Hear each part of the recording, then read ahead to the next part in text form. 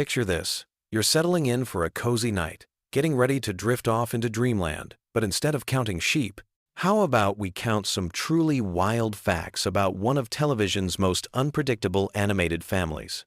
Tonight, we're diving deep into the bizarre, hilarious, and surprisingly intricate world of Family Guy, and trust me, by the end of this journey, you'll have enough random trivia rattling around in your brain to either help you fall asleep or keep you up all night wondering how Seth MacFarlane's mind works. Let's start with something that might surprise you about the show's origins. Family Guy almost never existed in the form we know today. Back in the late 90s, Seth MacFarlane was working at Hanna-Barbera, the legendary animation studio behind classics like The Flintstones and The Jetsons. He created a short film called The Life of Larry for his thesis project at the Rhode Island School of Design, which featured many of the characters who would eventually become the Griffin family. The short was so impressive that it caught the attention of Fox executives, but here's where it gets interesting. MacFarlane was only 24 years old when he pitched the show, making him one of the youngest creators in television history to get a primetime animated series greenlit. The original concept was quite different from what we see today. Peter Griffin was initially going to be much more of a traditional sitcom dad. Think more like Homer Simpson, but without the yellow skin. The character's personality evolved significantly during the development process, becoming the lovably obnoxious and often controversial figure we know now. MacFarlane has mentioned in interviews that he drew inspiration from his own father's mannerisms and speech patterns, particularly the distinctive Rhode Island accent that Peter sports throughout the series. Here's a fact that might make you appreciate the show's complexity a bit more surface. The average Family Guy episode contains over 300 individual drawings. Each 22-minute episode requires thousands of hours of work from dozens of artists, animators, and voice actors. The animation process alone takes approximately 8 months from initial script to final product, which explains why the show's production schedule is so carefully planned out years in advance. Speaking of voice acting, Seth MacFarlane performs the voices of 4 main characters: Peter, Brian, Stewie, and Glenn Quagmire. But here's something that might blow your mind. He records all of their dialogue separately, often having conversations with himself that last for hours. MacFarlane has described the experience as somewhat surreal, especially when he's voicing emotional scenes between characters like Brian and Stewie, who have some of the most complex relationships on the show. The character of Stewie Griffin deserves special attention because his development represents one of the most dramatic character evolution arcs in animated television history. Originally conceived as a straightforward villain baby bent on world domination and matricide, Stewie gradually transformed into a more nuanced character, exploring themes of sexuality, intelligence, and family dynamics. The shift was so gradual that many viewers didn't notice it happening over the course of several seasons. MacFarlane has stated that this evolution was intentional, reflecting his own growth as a writer and his desire to explore more sophisticated storytelling within the animated comedy format. One of the most fascinating aspects of Family Guy's production involves their approach to cutaway gags, those random tangential moments that have become the show's signature. The writers maintain what they call a gag bank, which is essentially a massive database of potential cutaway ideas that they can draw from when constructing episodes. Some of these gags were written years before they actually appeared on screen, waiting for the right episode and context to make them work. The process of selecting which gags make it into episodes involves multiple rounds of testing and refinement, with the writers constantly evaluating whether a particular joke will land with audiences or fall flat. The show's relationship with controversy has been both a blessing and a curse throughout its run. Family Guy has been canceled twice by Fox, first in 2002 after 3 seasons, and then brought back in 2005 due to strong DVD sales and reruns on Adult Swim. The second cancellation never actually happened, but the show came close several times due to various controversies and ratings fluctuations.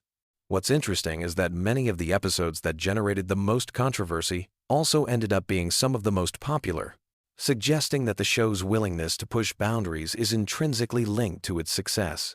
The voice acting ensemble deserves recognition for their incredible consistency and chemistry.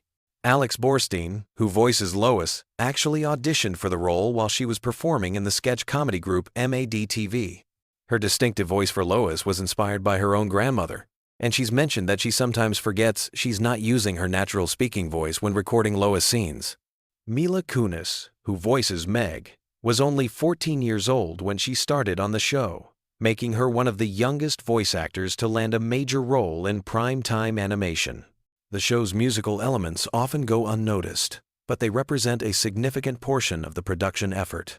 Family Guy features more original music than most animated series, with MacFarlane himself composing many of the songs and musical numbers.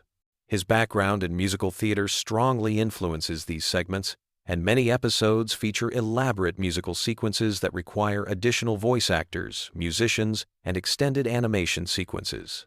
The episode Road to the Multiverse alone featured over 40 different animation styles and required nearly double the typical production time. Here's something that might surprise fans of the show's seemingly random humor. Family Guy episodes are actually meticulously structured according to classical comedy writing principles. Each episode follows a 3-act structure with carefully planned pacing and timing. The cutaway gags aren't randomly inserted. They're strategically placed to provide relief from main plot tension or to enhance particular jokes. The writers spend considerable time in the editing process, adjusting the timing of these elements to maximize comedic impact. The show's impact on popular culture extends far beyond television. Family Guy has spawned countless internet memes, influenced other animated series, and even affected the way people communicate online. Phrases like, "Oh my God, who the hell cares?" and "What the deuce?" have entered common usage, and the show's irreverent style has influenced everything from advertising to political commentary. The series has also been credited with helping to revive interest in animated comedy among adult audiences, paving the way for shows like Rick and Morty and BoJack Horseman. One of the most technically impressive aspects of Family Guy involves their approach to celebrity impressions and guest voices. The show has featured hundreds of celebrity guest stars over the years, but what's remarkable is how they integrate these appearances into the show's established comic rhythm. Many celebrities have mentioned that recording for Family Guy requires a different approach than traditional voice acting because the timing and delivery style is so specific to the show's aesthetic. The international versions of Family Guy present fascinating variations on the original concept. In different countries, certain cultural references are modified or replaced entirely to make sense to local audiences. The German version, for example, includes completely different cutaway gags that reference German culture and history. These adaptations require not just translation but complete rewriting of significant portions of episodes, essentially creating parallel versions of the same show. Behind the scenes, the Family Guy writing room operates more like a comedy club than a traditional television writing environment. Writers regularly perform their ideas for each other, and the collaborative process involves a lot of improvisation and spontaneous joke development. MacFarlane has described the experience as one of the most creatively fulfilling aspects of producing the show, and many writers who have worked on Family Guy have gone on to create their own successful comedy series. The show's approach to social commentary often flies under the radar because it's wrapped in such outrageous humor. Many episodes tackle serious subjects like politics, religion, and social justice, but they do so through such an absurdist lens that the commentary becomes almost subliminal. This technique allows the show to address controversial topics while maintaining its primarily comedic focus, though it also means that viewers can interpret the show's messages in wildly different ways. Family Guy's influence on animation technology shouldn't be overlooked either. The show was among the first animated series to extensively use digital animation techniques, and their production pipeline has been studied and emulated by animation studios worldwide. The efficiency of their animation process allows them to produce episodes more quickly than many competing shows, which is part of why they've been able to maintain such a consistent release schedule for so many years.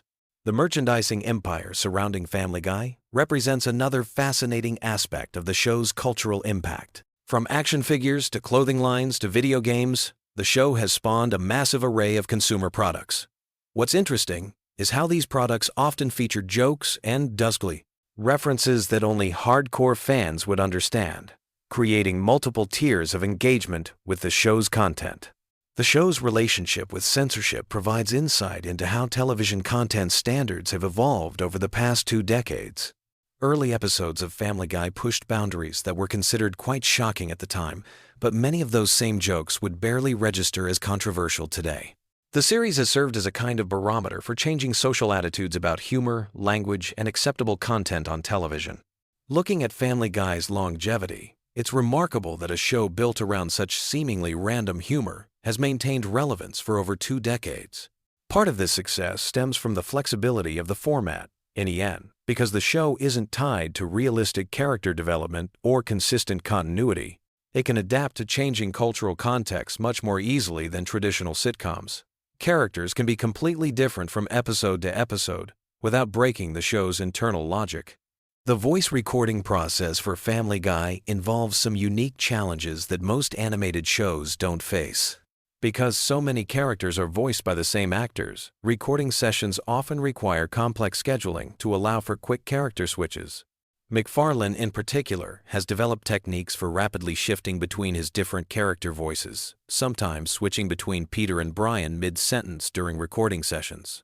Family Guy's impact on comedy writing extends beyond animation into live-action television and film. Many comedy writers cite the show's fearless approach to offensive humor and its willingness to commit fully to absurd premises as influential in their own work. The show's success proved that audiences were hungry for comedy that didn't follow traditional rules about likability or moral messaging. The technical aspects of producing Family Guy's signature visual style involve more complexity than might be immediately apparent. The seemingly simple character designs actually require precise consistency across hundreds of artists working on each episode.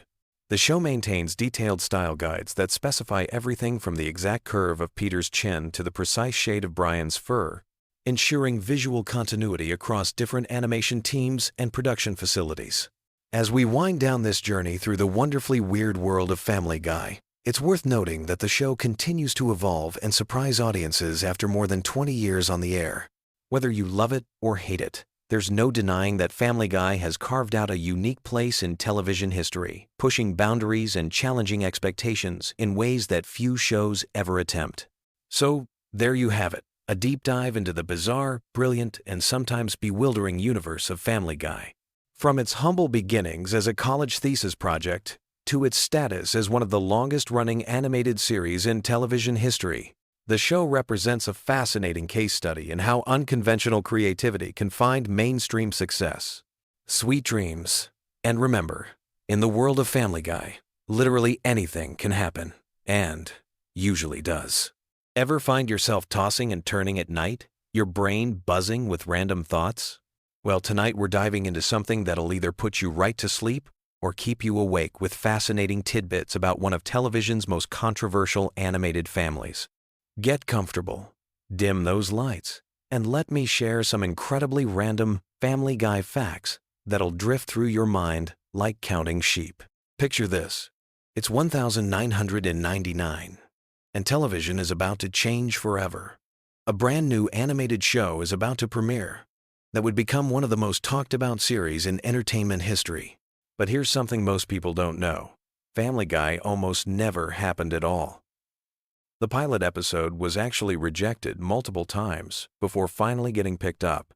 Seth MacFarlane had to fight tooth and nail just to get his vision on screen, and even then, the network executives weren't entirely convinced it would work. Speaking of Seth MacFarlane, here's a mind-blowing fact that might surprise you. He was originally supposed to be on one of the planes that hit the World Trade Center on September 11th, 2001. He had a ticket for American Airlines Flight 11, but he missed the flight because he was hungover from a party the night before, and his travel agent had given him the wrong departure time. That hangover quite literally saved his life and allowed him to continue creating the show we know today. It's one of those sliding door moments that makes you think about how different television history could have been. Now, let's talk about something that'll really mess with your head. You know Brian Griffin, the intellectual talking dog? Well, his character was almost completely different. In the original concept, Brian was going to be much more dog-like, basically just a regular pet who occasionally made witty observations. But MacFarlane decided to make him more human-like because he wanted a character who could serve as the voice of reason in the quappling, chaotic Griffin household. This decision fundamentally changed the entire dynamic of the show. Here's another random tidbit that might drift you off to dreamland. The famous chicken fights between Peter and Ernie the Giant Chicken weren't originally planned to become recurring segments. The first chicken fight was just supposed to be a one-off gag in Season 2. But the animators had so much fun creating the elaborate fight sequence that they decided to bring it back again and again. These fights became so popular that they're now considered one of the show's signature elements, even though they started as basically an inside joke among the production team. You know those cutaway gags that Family Guy is famous for? The ones that start with, "This is worse than that time when," or "Remember when?" Well, here's something fascinating about how they came to be. McFarlane got the idea from old variety shows and comedy sketches he watched as a kid. He wanted to create something that felt like channel surfing, where you'd suddenly jump to a completely different scene or time period without warning. The writing team actually keeps a massive database of potential cutaway gags, and they have hundreds of unused ideas just sitting there waiting for the right episode. Let me tell you about something that happened during the show's darkest period. When Family Guy was canceled in 2002 after just 3 seasons, something unprecedented occurred. The show's reruns on Adult Swim became so popular that they actually brought in higher ratings than most news shows on primetime television. This had never happened before in television history. A canceled show was literally outperforming current programming just through reruns. The DVD sales were breaking records too, which ultimately convinced Fox to bring the show back from the dead. This revival made Family Guy one of the first major television shows to be brought back purely because of fan demand and aftermarket success. It changed how networks think about canceled shows and basically created the template for how fan campaigns could save their favorite programs. Pretty remarkable when you think about how social media wasn't even a factor back then.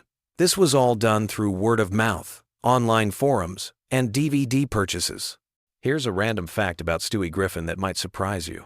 His distinctive football-shaped head wasn't originally designed that way. The early character sketches showed him with a more traditionally round baby head. But McFarlane kept adjusting the proportions, making the head more and more elongated because he thought it made Stewie look more sinister and alien-like. The final design was actually inspired by the shape of a rugby ball, which McFarlane thought gave Stewie a more intellectual, almost extraterrestrial appearance. Speaking of Stewie, his accent is another interesting story. McFarlane originally performed the character with a standard American accent, but during recording sessions, he started experimenting with different voices. The posh British accent that became Stewie's trademark was actually inspired by Rex Harrison's performance as Professor Higgins in My Fair Lady. McFarlane thought the sophisticated accent would create a funny contrast with Stewie being just a baby, and it became one of the character's most distinctive features. Now here's something that'll really blow your mind about the show's production process. Each episode of Family Guy takes approximately 8 to 10 months to complete from start to finish. That means the episodes you're watching tonight were actually being worked on almost a year ago. The animation process is incredibly complex, with each episode requiring hundreds of individual drawings and countless hours of voice work, sound design, and editing. It's like a massive assembly line that never stops moving. The voice acting sessions are pretty fascinating too. Unlike many animated shows where actors record their Borges lines separately, the Family Guy cast often records together in the same room. This creates more natural conversations and allows the actors to play off each other's energy. Seth MacFarlane voices 4 main characters, Peter, Brian, Stewie, and Quagmire, and he often has to have conversations with himself, switching between voices mid-sentence. The other actors say it's both impressive and slightly disturbing to watch. Here's a random detail about the show's animation style. The characters are deliberately drawn with simple, clean lines because McFarlane wanted them to be easy to animate quickly. This was partly a practical decision. More complex designs would have made production much more expensive and time-consuming. But it also gave the show a distinctive look that set it apart from more detailed animations like The Simpsons. The simplicity actually became part of the show's charm. Let's talk about something that happened behind the scenes during the show's peak years. The writing room had a very specific creative process that sounds almost ritualistic. Every morning, the writers would gather and pitch random ideas, no matter how weird or nonsensical they seemed. These brainstorming sessions could last for hours, with writers building on each other's ideas and creating increasingly elaborate scenarios. Many of the show's most memorable moments came from these spontaneous creative explosions. Here's something about the show's cultural impact that's pretty remarkable. Family Guy has been translated into dozens of languages and airs in over 100 countries worldwide. But here's the interesting part. Different countries have different censorship standards, so episodes are often edited differently depending on where they're broadcast. Some countries remove certain religious references, others cut violent scenes, and some even change dialogue to make cultural references more relevant to local audiences. The merchandising aspect of Family Guy is another fascinating rabbit hole. The show has spawned everything from action figures to breakfast cereals to mobile games, but one of the most successful merchandise lines has been the talking Stewie dolls, which were initially rejected by toy companies because they thought parents wouldn't want their children playing with a toy that made sarcastic and sometimes inappropriate comments. When they finally got produced, they became one of the best-selling animated character toys of the early 2000s. Let's drift into some trivia about the show's music. Family Guy features more original songs than most animated series, and many of them have become surprisingly popular. The song Shapoopy from the episode Mission Impossible actually led to increased sales of the original 1957 Broadway recording. Seth MacFarlane's love of classic American standards heavily influences the show's musical choices, and he often uses the characters to perform songs from the Great American Songbook. Here's something that might help you fall asleep. The show's approach to continuity is intentionally loose and dreamlike.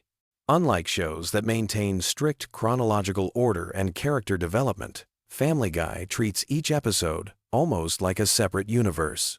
Characters die and come back, relationships reset, and events from previous episodes are often ignored completely. This was a deliberate creative choice to give writers maximum freedom to tell whatever story they wanted without being constrained by what happened before. The show's relationship with controversy has always been complex and evolving.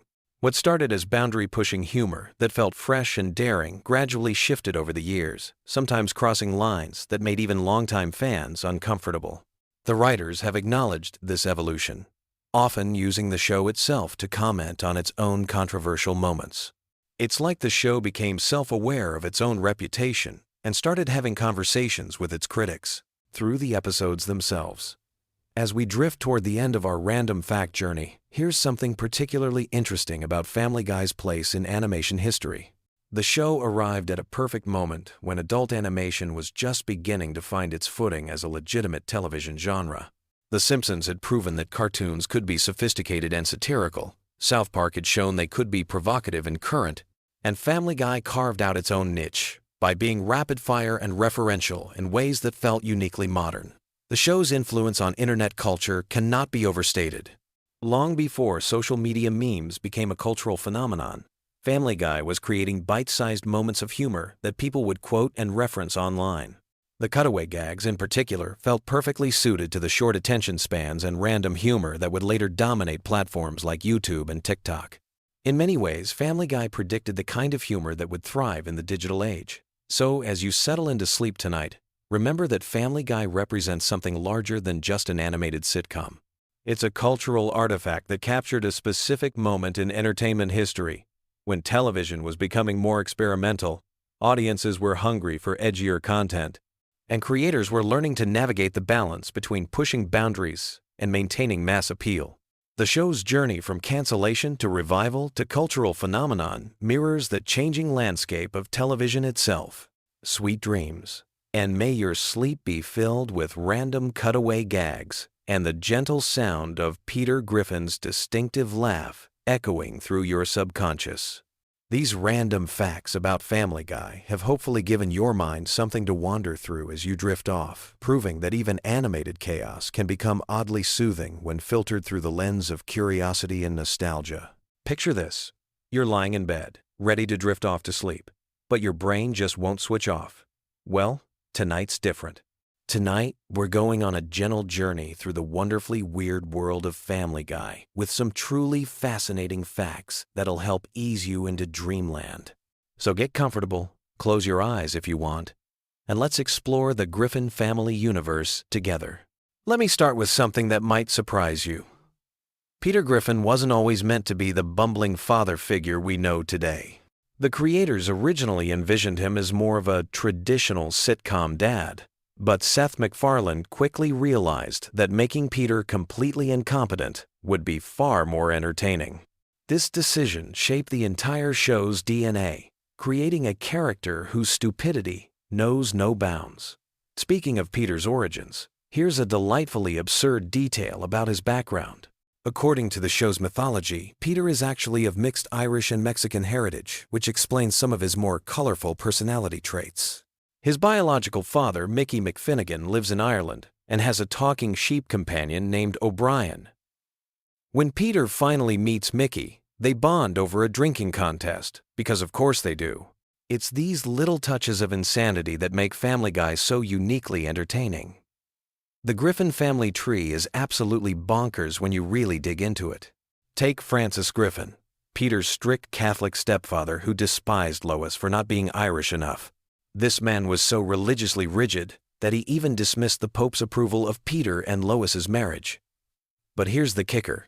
Francis later became the Pope's special assistant. The irony is delicious, and it perfectly captures the show's love of contradictory character development. Now, let's talk about something that might help you sleep better: the show's approach to time and continuity. Unlike many animated series that maintain strict timelines, Family Guy operates in a floating timeline where characters can age or stay the same age depending on what the story needs. Stewie, for instance, has been 1 year old for over 2 decades, yet he's traveled through time, built complex inventions, and had philosophical discussions about existence. This fluid approach to reality creates a dreamlike quality that's oddly soothing. Here's a gentle fact about Chris Griffin that showcases the show's surprising depth beneath all the chaos. Despite being portrayed as academically hopeless, Chris actually has genuine artistic talent. In one episode, he gets accepted to art school, but chooses to stay with his family instead. It's moments like these that remind us there's heart underneath all the madness, even in characters who seem purely comedic. Let me share something about Stewie that's both fascinating and oddly comforting. His relationship with Brian the dog represents one of television's most unusual friendships. They've been through adventures across time and space. They've argued like an old married couple, and when Brian died, Stewie was so heartbroken, he literally rewrote time to save him. There's something beautiful about that level of devotion, even in a cartoon about talking dogs and genius babies. The voice acting in Family Guy is another soothing element worth considering as you drift off. Seth MacFarlane voices multiple main characters, including Peter, Brian, and Stewie, essentially having conversations with himself for hours during recording sessions. Imagine the surreal experience of being alone in a sound booth, switching between a baby's British accent, a dog's sophisticated tone, and a grown man's childish outbursts. It's like a one-person theater performance that's been going on for decades. Here's something wonderfully absurd about the show's background characters. Cleveland Brown, Peter's neighbor and friend, was originally just meant to appear in a few episodes, but his calm, measured way of speaking proved so funny when contrasted with Peter's chaos that he became a main character and eventually got his own spin-off show. Sometimes the best things in life happen by accident, which is a nice thought to carry into sleep. Let's explore some of the more obscure Griffin family members, because their stories have a mythical quality perfect for bedtime. There's King Arthur Griffin, an ancestor who could supposedly pull Excalibur from the stone. Then there's Moses Griffin, who led the Jews out of Egypt while complaining about billboards and demanding more Jolly Ranchers. The show creates these elaborate historical figures that exist purely to set up jokes, but there's something wonderfully imaginative about building an entire fictional lineage. The relationship between Stewie and his stuffed bear Rupert is oddly touching when you think about it. This genius baby, capable of building time machines and mind control devices, still needs his security blanket in the form of a simple teddy bear. It reminds us that no matter how complex we become, we all need something soft and familiar to hold on to. That's a comforting thought as you settle into your own bed. Family Guy's approach to cutaway gags creates a unique storytelling rhythm that's almost hypnotic. The show will interrupt itself mid-scene to show us a completely unrelated flashback or fantasy sequence, then seamlessly return to the main story. It's like how our minds work when we're falling asleep, jumping from one random thought to another without any logical connection. Yet somehow, it all flows together. Here's a fascinating detail about Meg Griffin that reveals the show's unexpected complexity. Despite being constantly mistreated by her family, Actress Mila Kunis has mentioned in interviews that playing Meg taught her about resilience and finding humor in difficult situations. The character, who seems to exist purely for abuse, actually represents something deeper about perseverance and maintaining hope even when everything seems to go wrong. The show's relationship with censorship has always been playful rather than aggressive. When certain words can't be said on television, the characters find creative ways around it, often making the censored version funnier than the uncensored one would have been. There's something delightfully subversive about finding humor within constraints, like creating art within specific rules. Let me tell you about Brian's literary aspirations, which add a layer of melancholy to his character that's perfect for quiet reflection. He's constantly working on novels that never get published, struggling with alcoholism, and dealing with the existential crisis of being a talking dog in a world that doesn't quite make sense. His failures are deeply human, reminding us that everyone struggles with their dreams and disappointments. The background music in Family Guy deserves more recognition than it gets. The composers create these elaborate orchestral pieces for scenes that last only seconds, treating throwaway gags with the same musical attention as epic movie moments. There's something beautiful about that level of craftsmanship being applied to the most ridiculous situations imaginable. Quagmire's house being right next to the Griffins creates an interesting dynamic that's been running for over 20 years. These neighbors, who are simultaneously friends and enemies, who know each other's secrets but continue to be surprised by each other's actions. It's like a very slow, very weird sitcom relationship that unfolds over decades rather than seasons. The show's treatment of death is uniquely casual and somehow comforting because of it. Characters die and come back regularly. Time gets rewritten, and consequences are often temporary. In a world where permanence can feel overwhelming, there's something soothing about a universe where mistakes can be undone and second chances are always available. Here's something about the show's animation style that contributes to its dreamlike quality. The characters are drawn with simple, clean lines that make them feel both familiar and slightly unreal. Their movements are fluid but exaggerated, creating a world that feels just removed enough from reality to be purely entertaining rather than stressful. The recurring theme of Peter's various jobs throughout the series creates a sense of endless possibility. He's been everything from a bodega owner to a Renaissance artist to a country music star, often within the same season. There's something liberating about a character who can completely reinvent himself whenever the story demands it, suggesting that we all have infinite potential for change. Family Guy's approach to celebrity cameos is uniquely self-aware. When famous people appear on the show, they're often playing exaggerated versions of themselves, or completely different characters entirely. It creates this metatextual layer where reality and fiction blend together in ways that feel dreamlike and surreal. The show's relationship with its own continuity is fascinatingly relaxed. Characters will reference events from previous episodes as if they happened, then completely contradict those same events in the next episode. It's like how dreams work. Everything makes perfect sense until you try to examine the logic too closely. Let me share something about the show's writing process that might interest you as you drift off. The writer's room for Family Guy is known for being one of the most collaborative in television, with jokes being refined and improved by multiple people before making it to air. Each throwaway line has been polished by a room full of comedy writers, which explains why even the smallest moments often contain multiple layers of humor. The relationship between Lois and Peter represents something uniquely optimistic despite all their problems. No matter how much chaos Peter creates, no matter how frustrated Lois becomes, they always find their way back to each other by the end of each episode. It's a cartoon version of unconditional love that's oddly reassuring. Stewie's gradual evolution from would-be world conqueror to adventure-seeking toddler reflects the show's own maturation over time. Early Stewie was genuinely menacing, plotting elaborate schemes to murder his mother. Modern Stewie is more interested in friendship and exploration. It's like watching a character literally grow up, even though he's technically stayed the same age. The show's use of musical numbers creates these unexpected moments of pure joy in the middle of chaotic episodes. Characters will suddenly break into elaborate song and dance routines that rival professional Broadway productions, then immediately return to the mundane problems of suburban life. These musical interludes feel like shared dreams where anything is possible. Family Guy's approach to social commentary is gentle rather than preachy, which makes it perfect bedtime viewing. The show addresses serious topics through the lens of absurd situations, making complex issues feel manageable rather than overwhelming. It's comedy as comfort food, nourishing without being heavy.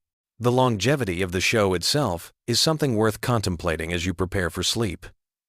Family Guy has been on television for over 2 decades, meaning that some viewers have literally grown up with these characters. There's something deeply comforting about having fictional friends who are always there, always ready to entertain you, no matter what's happening in your real life. Brian's death and resurrection storyline remains one of the most emotionally powerful moments in the show's history. When the writers temporarily killed off the beloved character, the fan reaction was so intense that they brought him back within a few episodes. It demonstrated that beneath all the irreverence and chaos, people genuinely care about these animated characters as if they were real friends and family members. The show's treatment of mundane activities, like grocery shopping, going to work, or sitting in traffic, transforms everyday boredom into comedic gold. There's something oddly therapeutic about seeing ordinary frustrations played out in exaggerated cartoon form. It makes your own daily annoyances feel more manageable and even potentially funny. Here's something beautiful about the show's approach to friendship.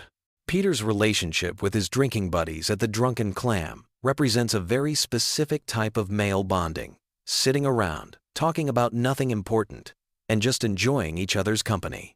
In our increasingly connected but somehow isolated world, there's something nostalgic and appealing about that kind of simple, uncomplicated friendship. The show's relationship with its own past creates interesting layers of nostalgia. Characters will reference things that happened in earlier seasons as if they were childhood memories, creating this sense of shared history between the audience and the fictional characters. It's like having old friends who remember the same funny stories you do. As we near the end of our journey through Family Guy facts, consider how the show serves as a kind of modern folklore. These characters and their ridiculous adventures have become part of our shared cultural vocabulary. People quote Peter Griffin the way previous generations might have referenced folktales or classic literature. In a weird way, the Griffin family has become America's unofficial cartoon family, as recognizable as any real celebrity. The show's ending credits often feature the characters sitting on their couch, watching television just like the audience is doing. It creates this mirror effect, where fiction and reality blend together in a peaceful domestic scene.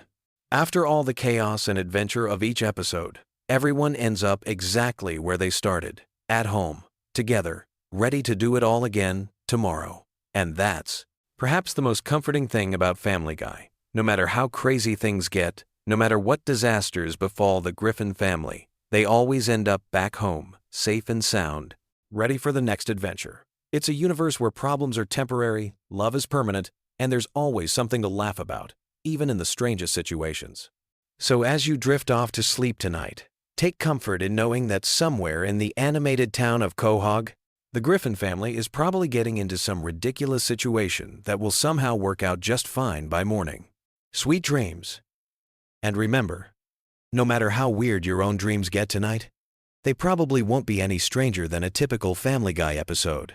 Sleep well, knowing that laughter truly is the best medicine. Even in cartoon form, the Griffin family will be there tomorrow, ready to entertain you with more wonderfully weird adventures whenever you need them. Good night. Picture this.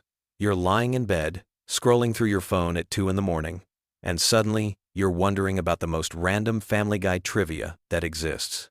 Well, you've come to the right place, because tonight we're diving deep into the weirdest, most fascinating, and downright bizarre facts about everyone's favorite dysfunctional animated family, from secret voice actor connections to hidden Easter eggs that took fans decades to discover. These facts will blow your mind and give you plenty to think about as you drift off to sleep.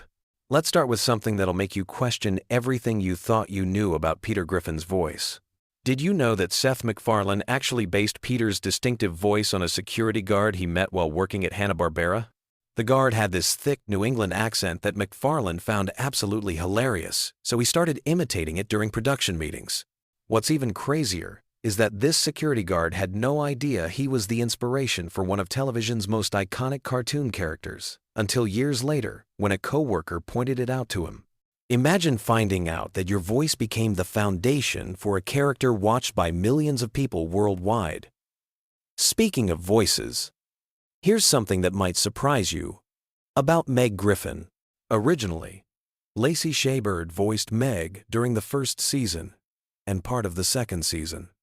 But when she left to pursue other projects, Mila Kunis stepped in without anyone really noticing. The transition was so seamless that many longtime fans still don't realize there was ever a voice change. What makes this even more interesting is that Mila Kunis was initially hesitant to take the role because she felt bad about replacing another actress. Little did she know, she'd be voicing Meg for over 2 decades. Now let's talk about Stewie Griffin's accent, because there's a fascinating story behind that sophisticated British tone. Seth MacFarlane has revealed that Stewie's voice is actually inspired by Rex Harrison, the actor who played Professor Henry Higgins in the musical My Fair Lady. But here's the twist that most people don't know. MacFarlane originally wanted Stewie to gradually lose his accent as he got older, showing his American upbringing taking over. However, fans loved the accent so much that the creators decided to keep it permanently.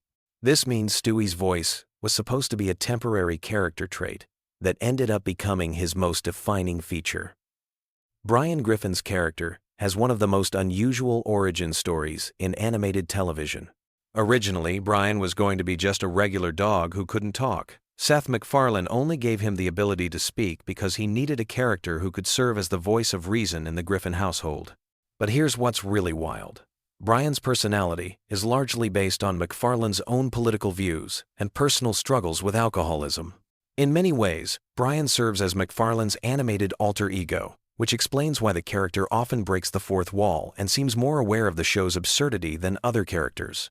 The Griffin family's house has appeared in other Seth MacFarlane shows, but not in the way you might expect. The layout and design of the Griffin home was actually recycled and modified for use in American Dad as the Smith family residence. If you look closely at both houses, you'll notice they share remarkably similar floor plans, just with different decorations and color schemes. This was done to save time and money during production, but it created an unintentional connection between the two shows that eagle-eyed fans discovered years later. Cleveland Brown's spin-off show, The Cleveland Show, was originally supposed to be much darker in tone. The initial concept had Cleveland dealing with serious issues like racism, economic struggles, and family dysfunction in a more realistic way. However, Fox executives pushed for a lighter approach that would better match Family Guy's comedic style.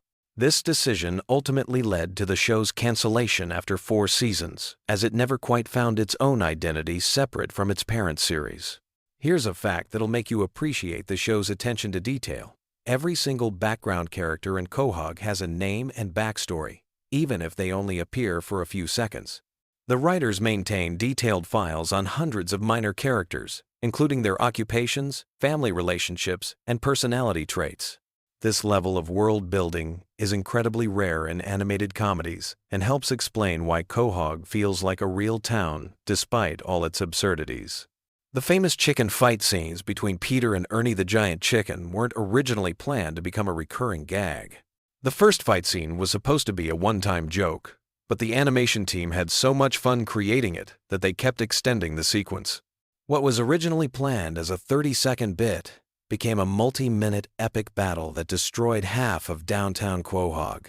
The positive fan reaction convinced the writers to bring back the chicken fights as a regular feature. Lois Griffin's piano playing isn't just for show.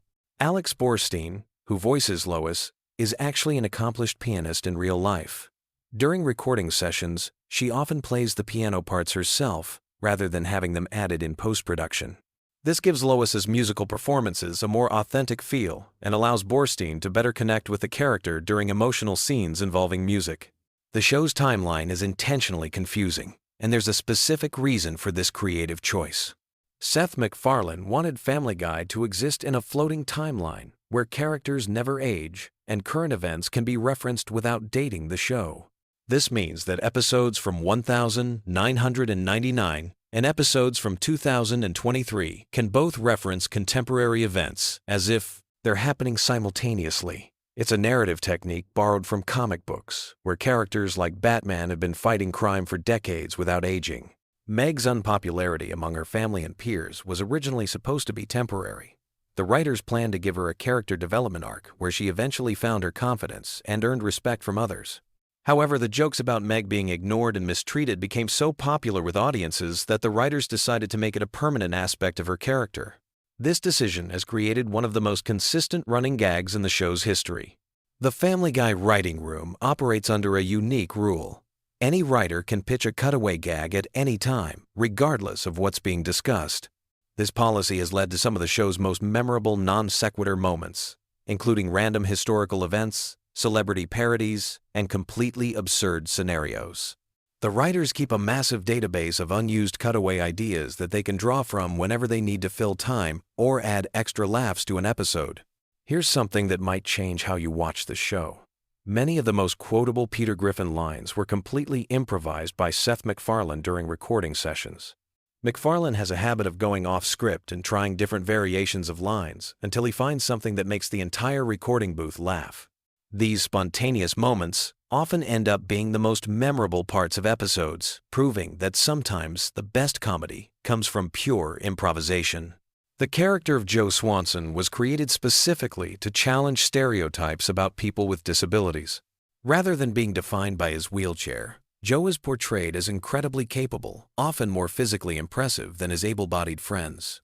His character was inspired by real police officers and military veterans who continued serving their communities despite physical challenges. Writers worked closely with disability advocacy groups to ensure Joe's portrayal remains respectful and empowering.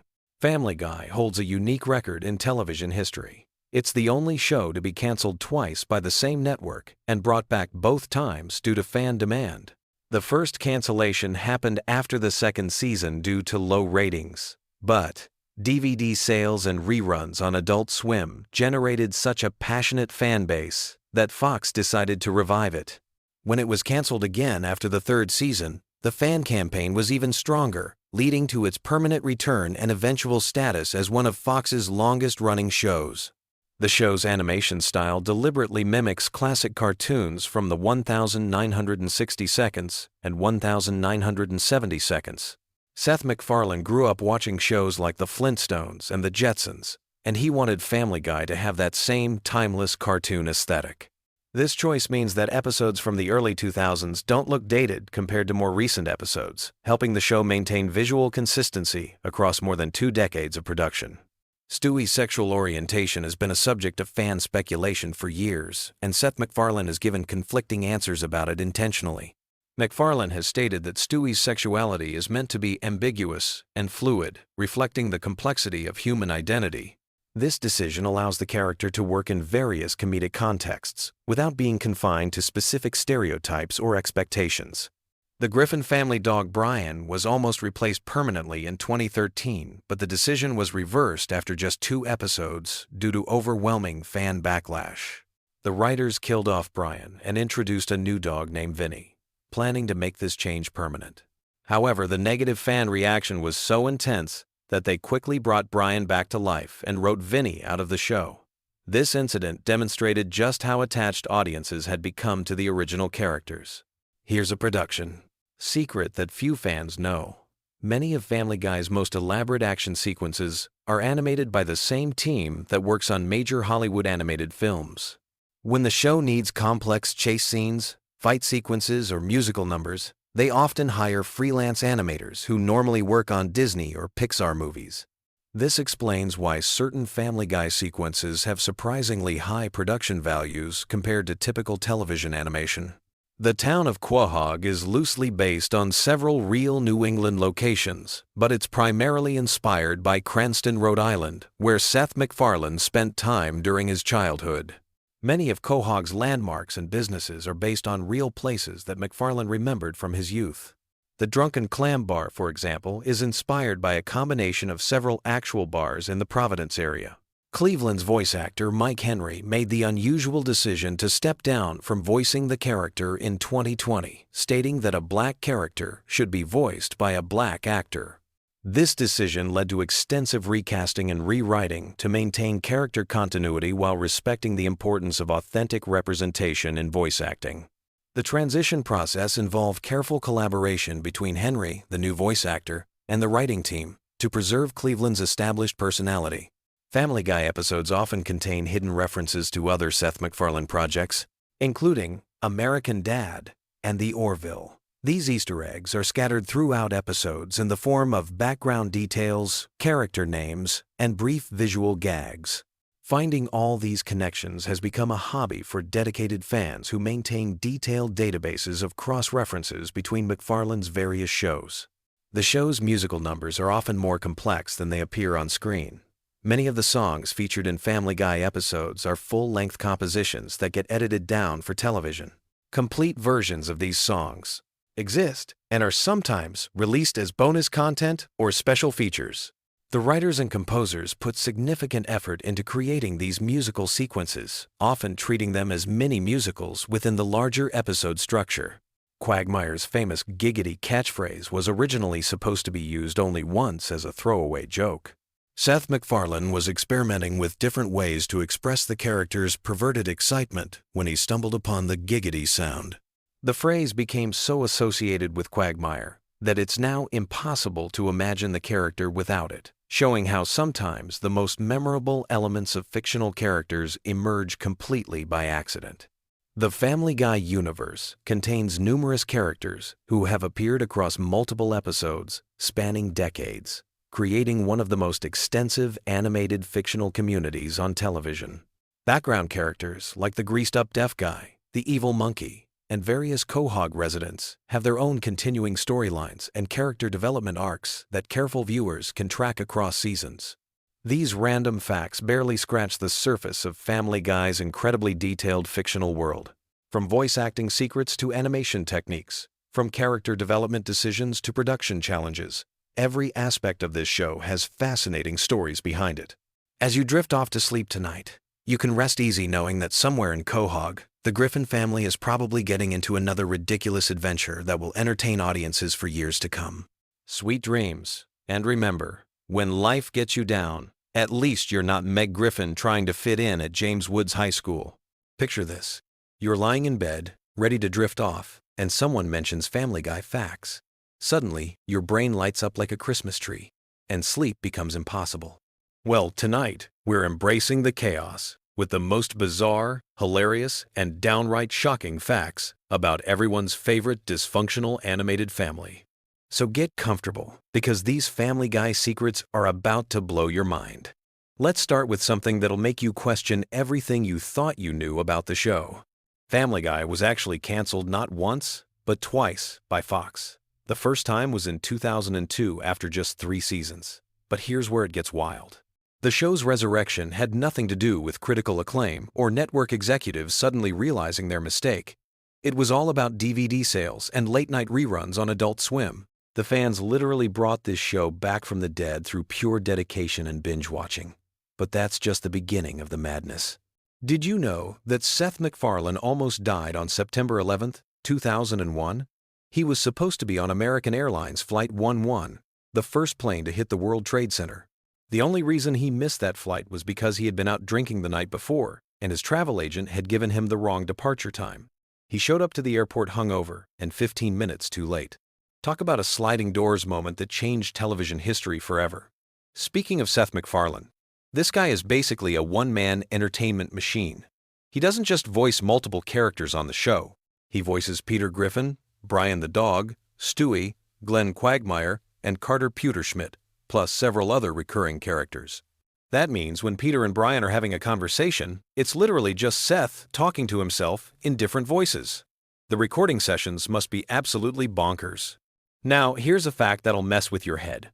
The show's signature cutaway gags, those random flashbacks that interrupt the main story, weren't originally part of the plan. They started as a way to fill time when episodes were running short. But they became so popular that they're now considered the show's trademark.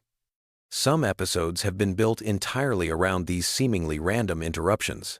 Let's talk about the characters for a moment, because there are some seriously twisted details hiding beneath the surface. Take Stewie Griffin, the diabolical baby genius. His character was originally inspired by the child character from the British sitcom The Onedin Line, but with a much darker twist. The writers have confirmed that Stewie has an incredibly high body count throughout the series, and we're not talking about toy soldiers here. In various episodes, Stewie has eliminated family members, strangers, celebrities, and even historical figures. There was that time he burned down a playhouse with children inside because he caught his girlfriend cheating. Then there's the episode where he takes out a prostitute with a sniper rifle for absolutely no reason other than target practice. And let's not forget when he dressed up as Santa and traumatized an entire family on Christmas morning, leaving behind what can only be described as a holiday horror scene. But Stewie's kill count gets exponentially more insane when you factor in his partnership with Penelope, his equally psychotic girlfriend. Together, they embarked on a global destruction spree that included bombing the Great Wall of China, destroying the Eiffel Tower, and creating a tidal wave that wiped out Copenhagen. When you add up all the casualties from their international terrorism campaign, we're talking about millions of victims. This baby character has technically committed genocide multiple times. The really disturbing part is how casually the show treats these mass casualty events. They're played for laughs, but when you actually sit down and think about the implications, Stewie, Griffin might be one of the most prolific fictional killers in television history. And he's supposed to be a 1-year-old baby. Moving away from the murder and mayhem, let's dive into some behind-the-scenes secrets that are equally fascinating. The show's animation style has evolved dramatically over the years, but not always in ways you'd expect. The early seasons were animated using traditional cell animation techniques, but the show switched to digital animation in later seasons. However, they deliberately kept certain imperfections in the animation to maintain that slightly rough, hand-drawn aesthetic that fans loved. Here's something that'll surprise you about the voice acting. Several major celebrity guest stars have appeared on the show, but many of them recorded their lines over the phone or via video call. This means some of your favorite celebrity cameos were literally phoned in, quite literally. The production team became masters at making these remote recordings sound like they were recorded in the same studio as the main cast. The show's musical numbers are another hidden gem of complexity.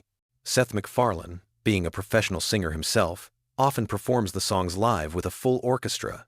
Those elaborate musical sequences you see in episodes aren't just animated afterthoughts. They're often recorded with full big band arrangements, complete with brass sections and professional backup singers. The amount of production value that goes into a 3-minute cartoon musical number rivals what you'd see in actual Broadway shows. But here's where things get really weird with the show's continuity. Family Guy exists in a universe where almost anything can happen, and the writers take full advantage of this freedom. Characters die and come back to life regularly. The family has traveled through time, met their alternate universe selves, and even broken the fourth wall to acknowledge that they're cartoon characters. This narrative flexibility allows for some truly bizarre storylines that would be impossible in live-action television. One of the most mind-bending aspects of the show is how it handles character development, or rather, how it deliberately avoids it. Unlike most long-running series where characters grow and change over time, Family Guy operates on what's essentially a reset button philosophy. No matter what happens in an episode, everyone goes back to their baseline personalities by the next episode. This means Peter can learn valuable life lessons, die, get married again, become president, or transform into a completely different person, and none of it matters the following week. This approach extends to the show's relationship with its own mythology. Remember when Brian died and was replaced by a new dog named Vinny? The fan outrage was so intense that the writers brought Brian back to life just a few episodes later. But rather than pretend the death never happened, they incorporated the resurrection into the show's time travel mythology. It's this kind of meta-storytelling that keeps fans constantly guessing about what's real and what's just another throwaway gag. The cultural impact of Family Guy extends far beyond just being a popular cartoon. The show has influenced internet meme culture in ways that most people don't even realize. That "oh no" chicken fight scene between Peter and the giant chicken has become a template for depicting extended, over-the-top cartoon violence. The "it insists upon itself" quote about The Godfather has become shorthand for pretentious film criticism. And don't even get me started on how many internet arguments have been settled by simply posting a Family Guy cutaway gag. But perhaps the most fascinating aspect of the show is how it serves as a time capsule for American pop culture over the past 2 decades. Episodes from the early 2000s are filled with references to celebrities, movies, and cultural phenomena that were huge at the time but have since been Forgotten. Watching old episodes is like taking a trip through a museum of pop culture history, complete with all the embarrassing fashion choices and forgotten scandals. The show's approach to controversial topics has always been deliberately provocative. The writers seem to take a perverse pleasure in pushing boundaries and seeing how far they can go before someone complains. But here's the thing that's often overlooked. Beneath all the shock value and offensive humor, the show actually has a surprisingly progressive worldview on many social issues. It just packages that progressivism in such outrageous wrapping that people miss the actual message. Take the character of Brian, the family dog. On the surface, he's just a talking dog who drinks martinis and has pretensions of being an intellectual. But Brian often serves as the show's moral compass, calling out the other characters when they do terrible things. His relationship with the family, particularly with Stewie, represents some of the show's most genuine emotional moments. When Brian temporarily died, the fan reaction wasn't just about losing a funny character. People were genuinely heartbroken because Brian represented the heart of the show. The animation team behind Family Guy has developed some truly innovative techniques over the years. Those elaborate fight scenes, particularly the ones involving Peter and the giant chicken, require months of planning and animation work. The sequences are choreographed like actual action movies, with careful attention paid to pacing, camera angles, and dramatic timing. The fact that all this effort goes into animating a man fighting a poultry mascot is both absurd and oddly impressive. Here's a production secret that most fans don't know. The show's writers often create multiple versions of controversial jokes, starting with the most extreme version and then gradually toning it down until they find something that Fox will actually allow on television. This means, for every outrageous joke that makes it into an episode, there are probably 3 or 4 even more outrageous versions sitting in a file somewhere. The merchandising empire built around Family Guy is absolutely massive. There are Family Guy branded everything from coffee mugs to car accessories to clothing lines. But the most surprising merchandising success has been Stewie Griffin baby products. Yes, parents are apparently comfortable decorating their nurseries with imagery of a homicidal infant genius. The irony is probably lost on most consumers, but it's definitely not lost on the show's creators. One aspect of the show that deserves more recognition is its musical sophistication.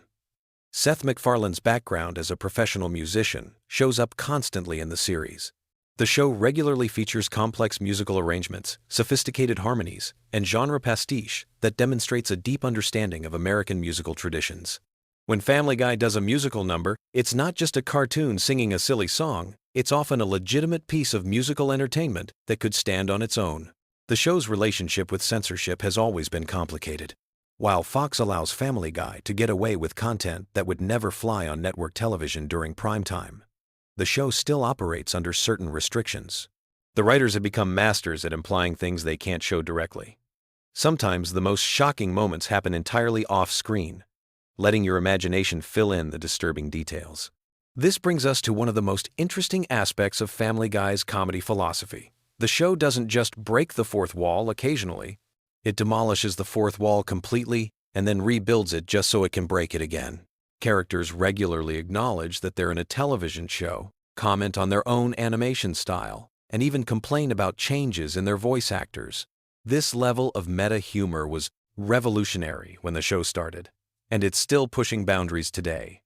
The international versions of Family Guy are fascinating studies in cultural adaptation. Different countries have had to handle the show's content in wildly different ways. Some countries censor entire episodes, while others rewrite dialogue completely to make cultural references more relevant to local audiences. There are probably versions of Family Guy exist where the characters are having completely different conversations while their mouths move to the original English dialogue. As we wrap up this deep dive into Family Guy's bizarre universe, it's worth reflecting on why these facts are so compelling. There's something oddly comforting about learning the secrets behind a show that's designed to be completely unpredictable. Even when Family Guy is at its most chaotic and nonsensical, there are real people behind the scenes making deliberate, creative choices, putting enormous effort into crafting these moments of animated insanity. The show has managed to maintain its relevance for over 2 decades by constantly evolving while never losing its core identity. It's simultaneously one of the most juvenile shows on television and one of the most sophisticated pieces of pop culture commentary ever created. That contradiction is probably the most Family Guy thing of all. So the next time you're channel surfing and stumble across a Family Guy rerun, Remember that you're not just watching a cartoon about a dysfunctional family. You're experiencing a complex piece of entertainment that represents millions of hours of creative work, countless cultural references, and enough behind-the-scenes drama to fill several seasons of reality television. Sweet dreams, and may your Family Guy nightmares be filled with giant chicken fights and Stewie's diabolical laughter echoing through your subconscious. Picture this. You're lying in bed, scrolling through your phone at 2 a.m., when suddenly you realize something terrifying. The wholesome suburban mom from Family Guy might actually be one of television's most dangerous criminals. Tonight, we're diving deep into the bizarre, shocking, and downright unbelievable world of random Family Guy facts that'll keep your mind spinning as you drift off to sleep. Before we jump into this wild ride, let me set the stage. Family Guy has been blessing us with its chaotic humor since 1999. And over those decades, the show has accumulated more strange trivia than a conspiracy theorist's bulletin board. These aren't your typical behind-the-scenes stories about voice actors or animation techniques. No, we're talking about facts so random and unexpected that they'll have you questioning everything you thought you knew about the Griffin family and their twisted little universe. Let's start with something that'll make you see Lois Griffin in a completely different light. Did you know that if we calculated all of Lois's criminal activities throughout the series, she'd be facing multiple life sentences? I'm not talking about minor infractions here. We're discussing murder, drug manufacturing, corruption, kidnapping, and assault charges that would make even the most hardened criminals nervous. The evolution of Lois as a character is absolutely fascinating when you think about it. In the early seasons, she was essentially a generic sitcom mom, playing the straight woman to Peter's antics. But somewhere along the way, the writers decided to transform her into something far more sinister. By the later seasons, Lois had become a full-blown criminal mastermind, hiding behind the facade of suburban motherhood. Take her casual confession to vehicular manslaughter, for instance. During a seemingly innocent family moment, Lois drops the bombshell that she once killed a jaywalker years ago. The way she mentions it so nonchalantly, like she's discussing the weather, suggests this might not even be her only victim. It makes you wonder what other dark secrets are lurking behind that perfectly styled red hair. But murder is just the tip of the iceberg. Lois has also run a methamphetamine operation that would make Walter White jealous. When the Griffin family moves to a farm and discovers an abandoned meth lab in their storm cellar, most normal people would call the police immediately. Not Lois. She sees a business opportunity and jumps in with both feet, becoming a drug queenpin alongside Peter. The fact that she rationalizes this decision by saying their family needs them to sell illegal drugs to the community shows just how twisted her moral compass has become. Speaking of twisted morals, let's talk about the time Lois went through what can only be described as the world's most inappropriate midlife crisis.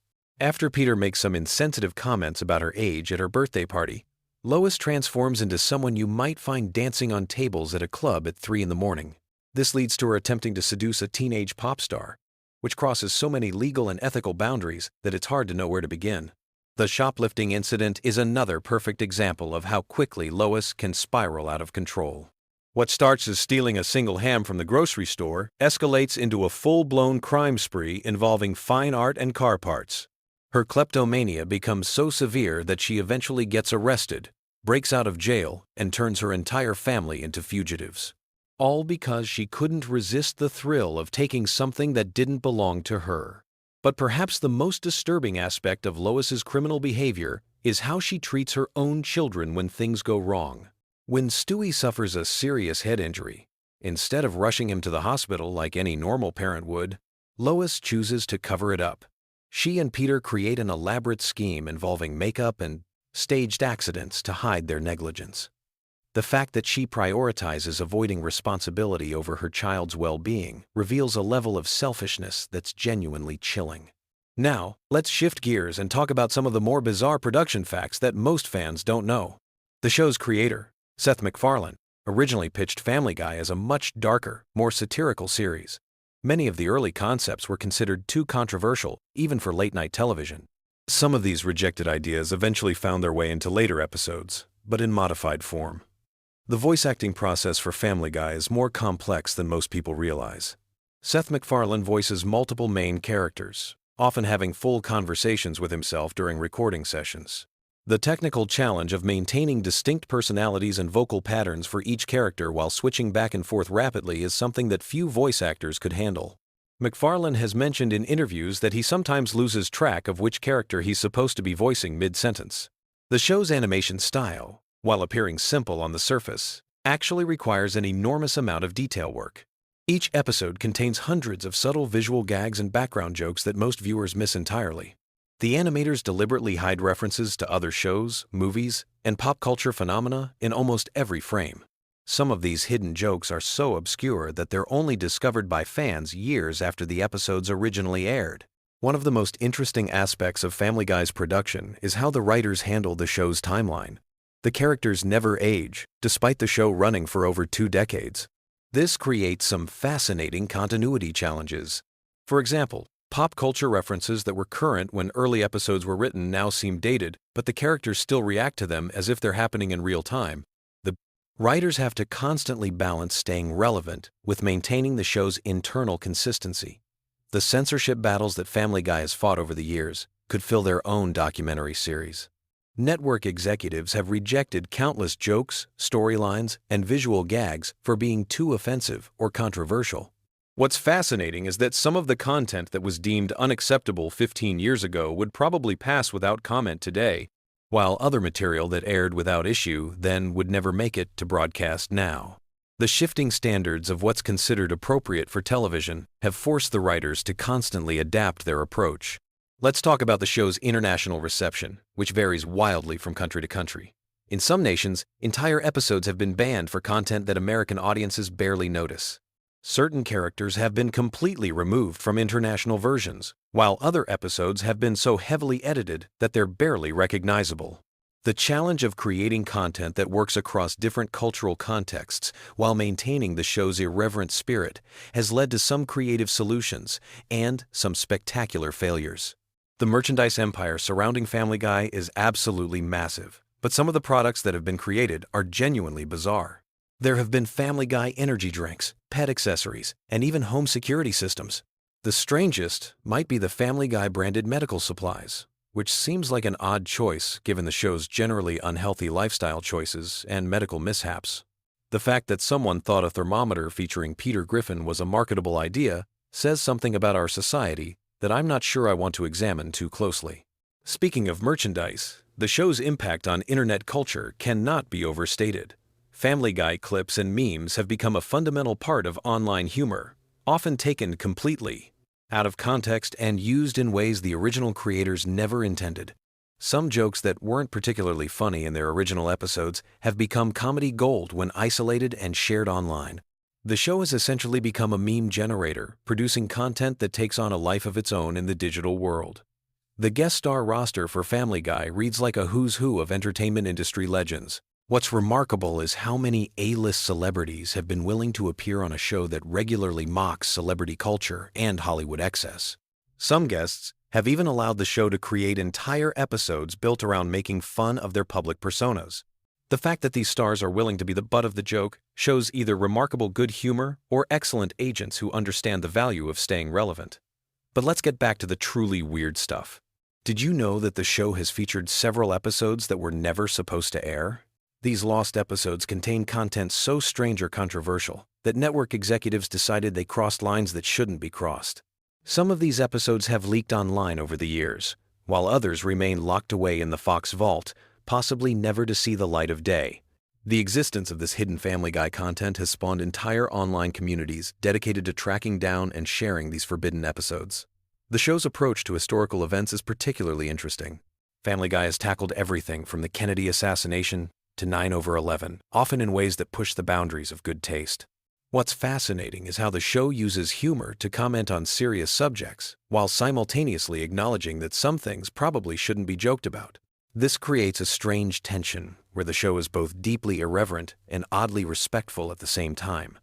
The technical aspects of producing Family Guy have evolved dramatically over the show's run. Early episodes were animated using traditional cell animation techniques, while later seasons rely heavily on computer-generated imagery. This transition has allowed for more complex visual effects and smoother animation. but it's also changed the fundamental look and feel of the show in subtle ways that longtime fans notice immediately. One of the most bizarre aspects of Family Guy lore involves the show's relationship with its own cancellation. The series was actually canceled twice by Fox, only to be brought back due to popular demand and strong DVD sales. This cancellation and resurrection cycle has become part of the show's mythology, with episodes regularly making jokes about their own temporary death. Few television series have turned their own mortality into a running gag quite so effectively. The scientific accuracy, or complete lack thereof, in Family Guy episodes could provide material for an entire physics course on what not to do. The show regularly features characters surviving impacts that would kill normal humans, objects behaving in ways that violate basic laws of physics, and medical situations that would be impossible in reality. While this is obviously intentional comedy, the sheer volume of scientific impossibilities in each episode is actually quite impressive from a creative standpoint. As you're drifting off to sleep tonight, consider this final thought. Family Guy has been on the air for so long that there are now adults who have never lived in a world without the Griffin family. For an entire generation, the bizarre logic of Family Guy humor has been a constant background presence in their lives. The show has shaped comedy sensibilities, influenced internet culture, and created a shared cultural language that spans multiple generations. The random facts we've explored tonight barely scratch the surface of the Family Guy universe. Behind every episode lies a web of creative decisions, production challenges, and cultural commentary that reveals far more depth than the show's crude humor might suggest. Whether you love it or hate it, Family Guy has undeniably left an indelible mark on television history and popular culture. So as you close your eyes and let sleep take over, remember that somewhere in the world, animators are working on the next batch of Family Guy episodes, creating new random facts that will someday keep future generations awake at night, wondering how on earth such a bizarre and wonderful show ever came to exist. Sweet dreams, and may your subconscious be filled with the chaotic energy of the Griffin family and their endlessly entertaining dysfunction. Picture this: you're scrolling through endless YouTube videos at 2 a.m., your brain craving something familiar yet fascinating to drift off to. Well, buckle up, because I've got a treasure trove of Family Guy secrets that'll either help you sleep peacefully or keep you wide awake wondering how this animated chaos machine actually works. From behind-the-scenes drama to mind-bending production facts, these random tidbits about the Griffin family will give your brain exactly what it needs for that perfect sleepy time content. Let me start with something that'll blow your mind right off the bat. The voice of Stewie Griffin, that diabolical baby genius we all know and love, is performed by the show's creator, Seth MacFarlane himself. But here's the kicker that most people don't realize. MacFarlane originally based Stewie's voice on the legendary actor Rex Harrison, who played Professor Henry Higgins in My Fair Lady.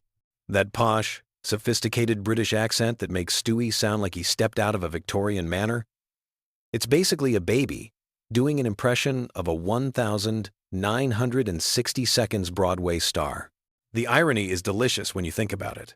This character, who spends half his time plotting world domination, is essentially channeling a musical theater legend.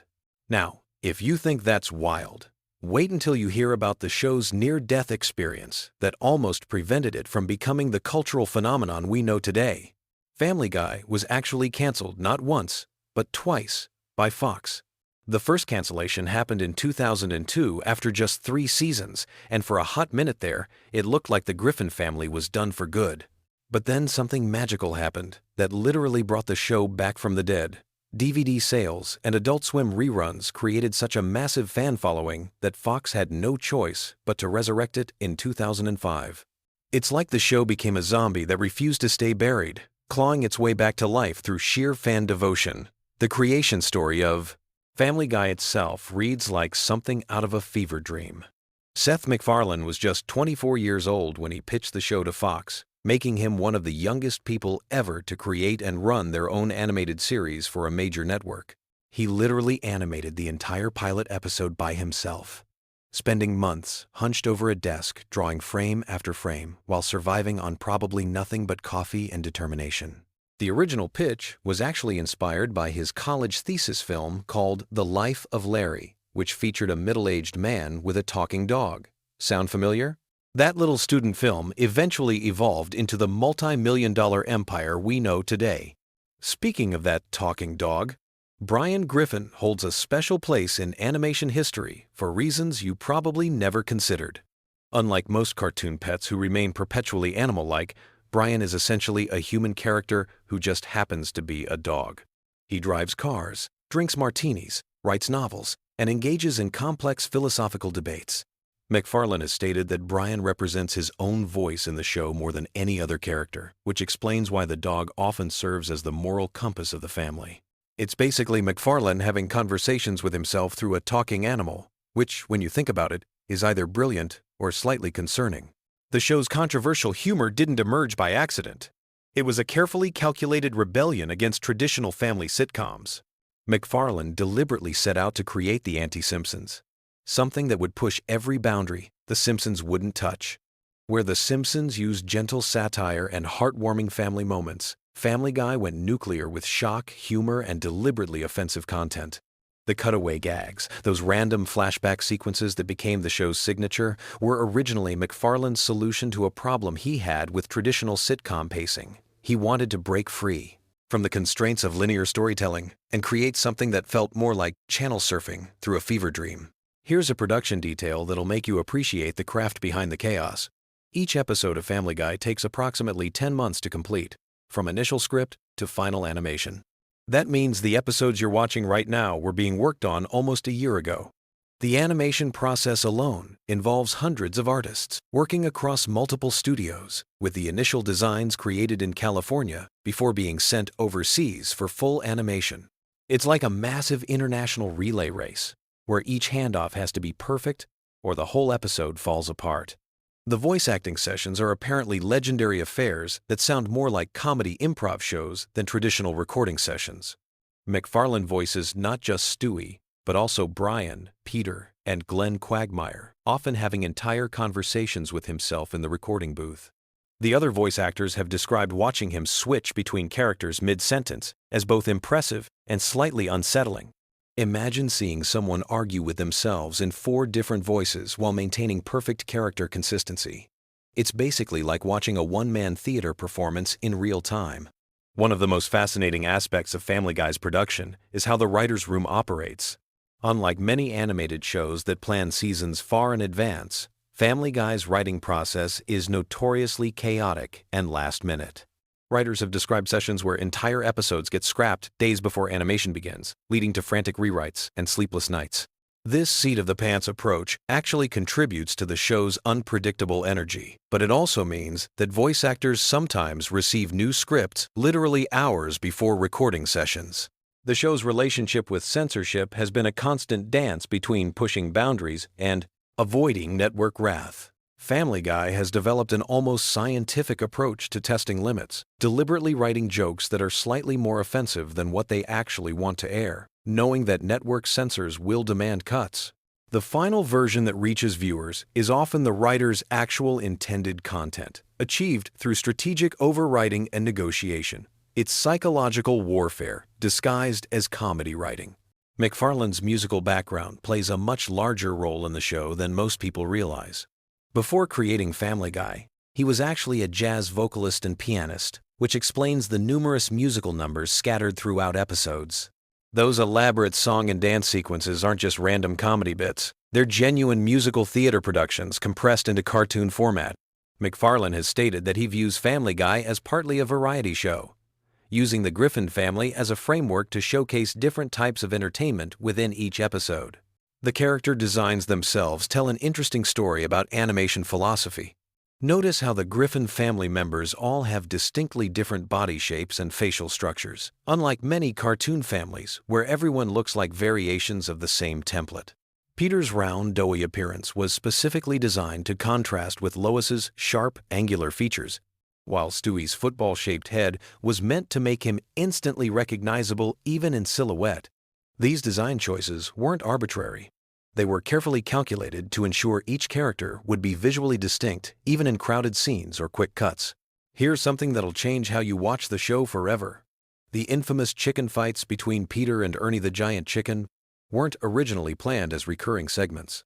The first chicken fight was supposed to be a one-off gag, but the animation team had so much fun creating the over-the-top action sequence that it became a running theme. Those elaborate, destruction-filled battles that seem to last forever? They're essentially the animation team showing off their action sequence skills in a comedy show, like flexing creative muscles that don't usually get exercised in traditional sitcom animation. The show's approach to celebrity guest stars is uniquely twisted compared to other animated series.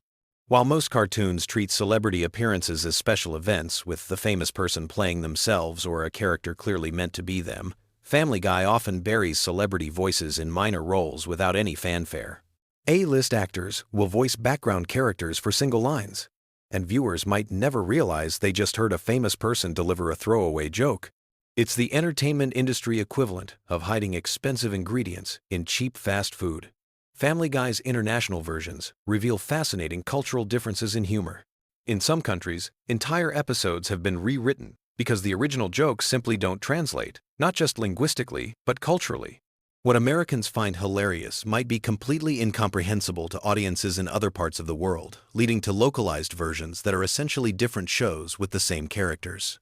It's like each country gets its own flavor of the Griffin family chaos, tailored to local sensibilities. The merchandising empire built around Family Guy extends into some surprisingly niche markets. Beyond the obvious t-shirts and DVDs, there are Family Guy-themed wine collections, luxury watches, and even high-end collectible sculptures that cost thousands of dollars. The show that built its reputation on lowbrow humor has somehow spawned upscale merchandise that wouldn't look out of place in expensive boutiques. It's cultural cognitive dissonance at its finest. The writing staff includes people from incredibly diverse backgrounds: former stand-up comedians, Harvard graduates, television veterans, and complete newcomers to the industry. This mix creates a unique creative environment where highbrow intellectual humor crashes into street-level comedy instincts. The result is a show that can reference obscure philosophical concepts in one scene and make fart jokes in the next, often within the same episode. Animation errors in Family Guy have become something of a cult fascination among fans. Unlike other shows that try to hide mistakes, Family Guy occasionally leaves obvious animation goofs in the final product, either intentionally, as Easter eggs, or because the production schedule doesn't allow for fixes. These errors have spawned online communities dedicated to spotting and cataloging every miscolored character, floating object, or impossible perspective. It's accidental, interactive entertainment, where viewers become detectives hunting for visual inconsistencies. The show's theme song, that bouncy piano melody everyone knows by heart, was originally much longer and included additional verses that were cut for time. The full version tells a more complete story about the Griffin family's dynamics, but network television's rigid timing requirements forced it down to the bare essentials. MacFarlane has occasionally performed the complete version at live concerts, giving fans a glimpse of what could have been the opening sequence if television had more flexible formatting. Voice acting for animated shows requires a completely different skill set than live-action performance, and Family Guy pushes these demands to extremes. The actors often need to deliver lines while laughing, crying, or even while their characters are supposed to be eating, fighting, or running. This means recording sessions frequently involve voice actors doing physical comedy performances in sound booths, acting out entire scenes with just their voices, while making exaggerated facial expressions that no one will ever see, but that somehow make the vocal performance more authentic. The show's relationship with current events creates unique production challenges. Because episodes take months to complete, jokes about contemporary issues often feel dated by the time they air, leading to a complex balancing act between topical relevance and timeless humor. Writers have developed strategies for creating content that feels current without being tied to specific news cycles, though sometimes they get caught off guard when major events happen during production and their carefully planned episodes suddenly seem tone-deaf or prescient in ways they never intended. Family Guy's influence on internet culture extends far beyond just memes and viral videos. The show's cutaway gag structure essentially predicted how people would consume media in the social media age. Short, disconnected bursts of content that don't require following a linear narrative. Those seemingly random flashbacks that interrupt the main story? They're basically the television equivalent of scrolling through TikTok or Twitter, jumping from one unrelated thought to another without warning. The economics behind Family Guy reveal interesting insights into how modern television actually works. Despite being an animated show with relatively high production costs, it's incredibly profitable because animated content doesn't age the same way live-action shows do. There are no aging actors demanding higher salaries, no physical sets that deteriorate, and no location shoots that become impossible due to changing landscapes. The Griffin family can theoretically exist forever without any of the logistical problems that eventually kill most television series. Behind all the controversy and chaos, Family Guy operates like a massive creative experiment in pushing the boundaries of what television can be. Every episode is essentially asking the question, what if we tried this completely ridiculous thing and somehow made it work within the framework of a family sitcom? Sometimes the experiments fail spectacularly, but when they succeed, they create moments of television that are genuinely unlike anything else on the air. The show has created its own internal mythology that's become increasingly complex over the years. Character relationships, running gags, and callback references have built up layers of continuity that reward longtime viewers while potentially confusing newcomers. It's like a secret club where the membership requirement is having watched hundreds of hours of animated chaos, and the reward is understanding jokes that are incomprehensible to everyone else. And here's perhaps the most interesting fact about Family Guy. Despite all its success and cultural impact, the show remains fundamentally unpredictable. After more than 2 decades on the air, it can still surprise viewers with completely unexpected creative choices, bizarre guest appearances, or experimental episodes that break its own established rules. In a television landscape increasingly dominated by formulaic content, Family Guy maintains a chaotic creativity that keeps audiences guessing what might happen next. So there you have it, a deep dive into the wonderfully weird world behind one of television's most controversial animated families. Whether you're drifting off to sleep or staying wide awake in fascination, these facts reveal just how much complexity hides behind what appears to be simple cartoon chaos. Sweet dreams, and remember, in the Griffin household, normal is just another word for boring. Picture this, you're lying in bed, scrolling through your phone, and your brain is buzzing with the day's chaos. You need something familiar, something comforting, something that'll help you drift off into peaceful sleep. Well, tonight we're diving into the wonderfully weird world of Quahog with some random Family Guy facts that'll ease you into dreamland. So grab your favorite pillow, get cozy, and let me tell you some fascinating tidbits about America's most dysfunctional animated family that might just surprise you. Did you know that Family Guy was actually canceled not once, but twice? The show first got the axe in 2002 after just 3 seasons.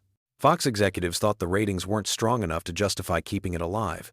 But here's where it gets interesting. The show found new life through DVD sales and reruns on Adult Swim. The DVD sales were so phenomenal that they broke records for animated series at the time. Fans were buying up seasons faster than Peter could down a beer at the Drunken Clam. This unprecedented demand from home video sales convinced Fox to bring the show back in 2005, making it one of the first series ever to be resurrected primarily due to DVD performance. The voice behind Peter Griffin, Seth MacFarlane, actually does most of his recording sessions incredibly quickly. While many voice actors take hours to perfect their performances, MacFarlane can knock out an entire episode's worth of dialogue in about 2 hours. That's pretty impressive when you consider he voices not just Peter, but also Brian, Stewie, and Glenn Quagmire. His rapid recording style comes from his background in radio, where timing and efficiency were absolutely crucial. MacFarlane developed his distinctive character voices during his college years at the Rhode Island School of Design, where he actually created an early version of Family Guy as his senior thesis project. Speaking of voices, here's something that might keep you pondering as you fall asleep. Stewie's accent isn't actually British.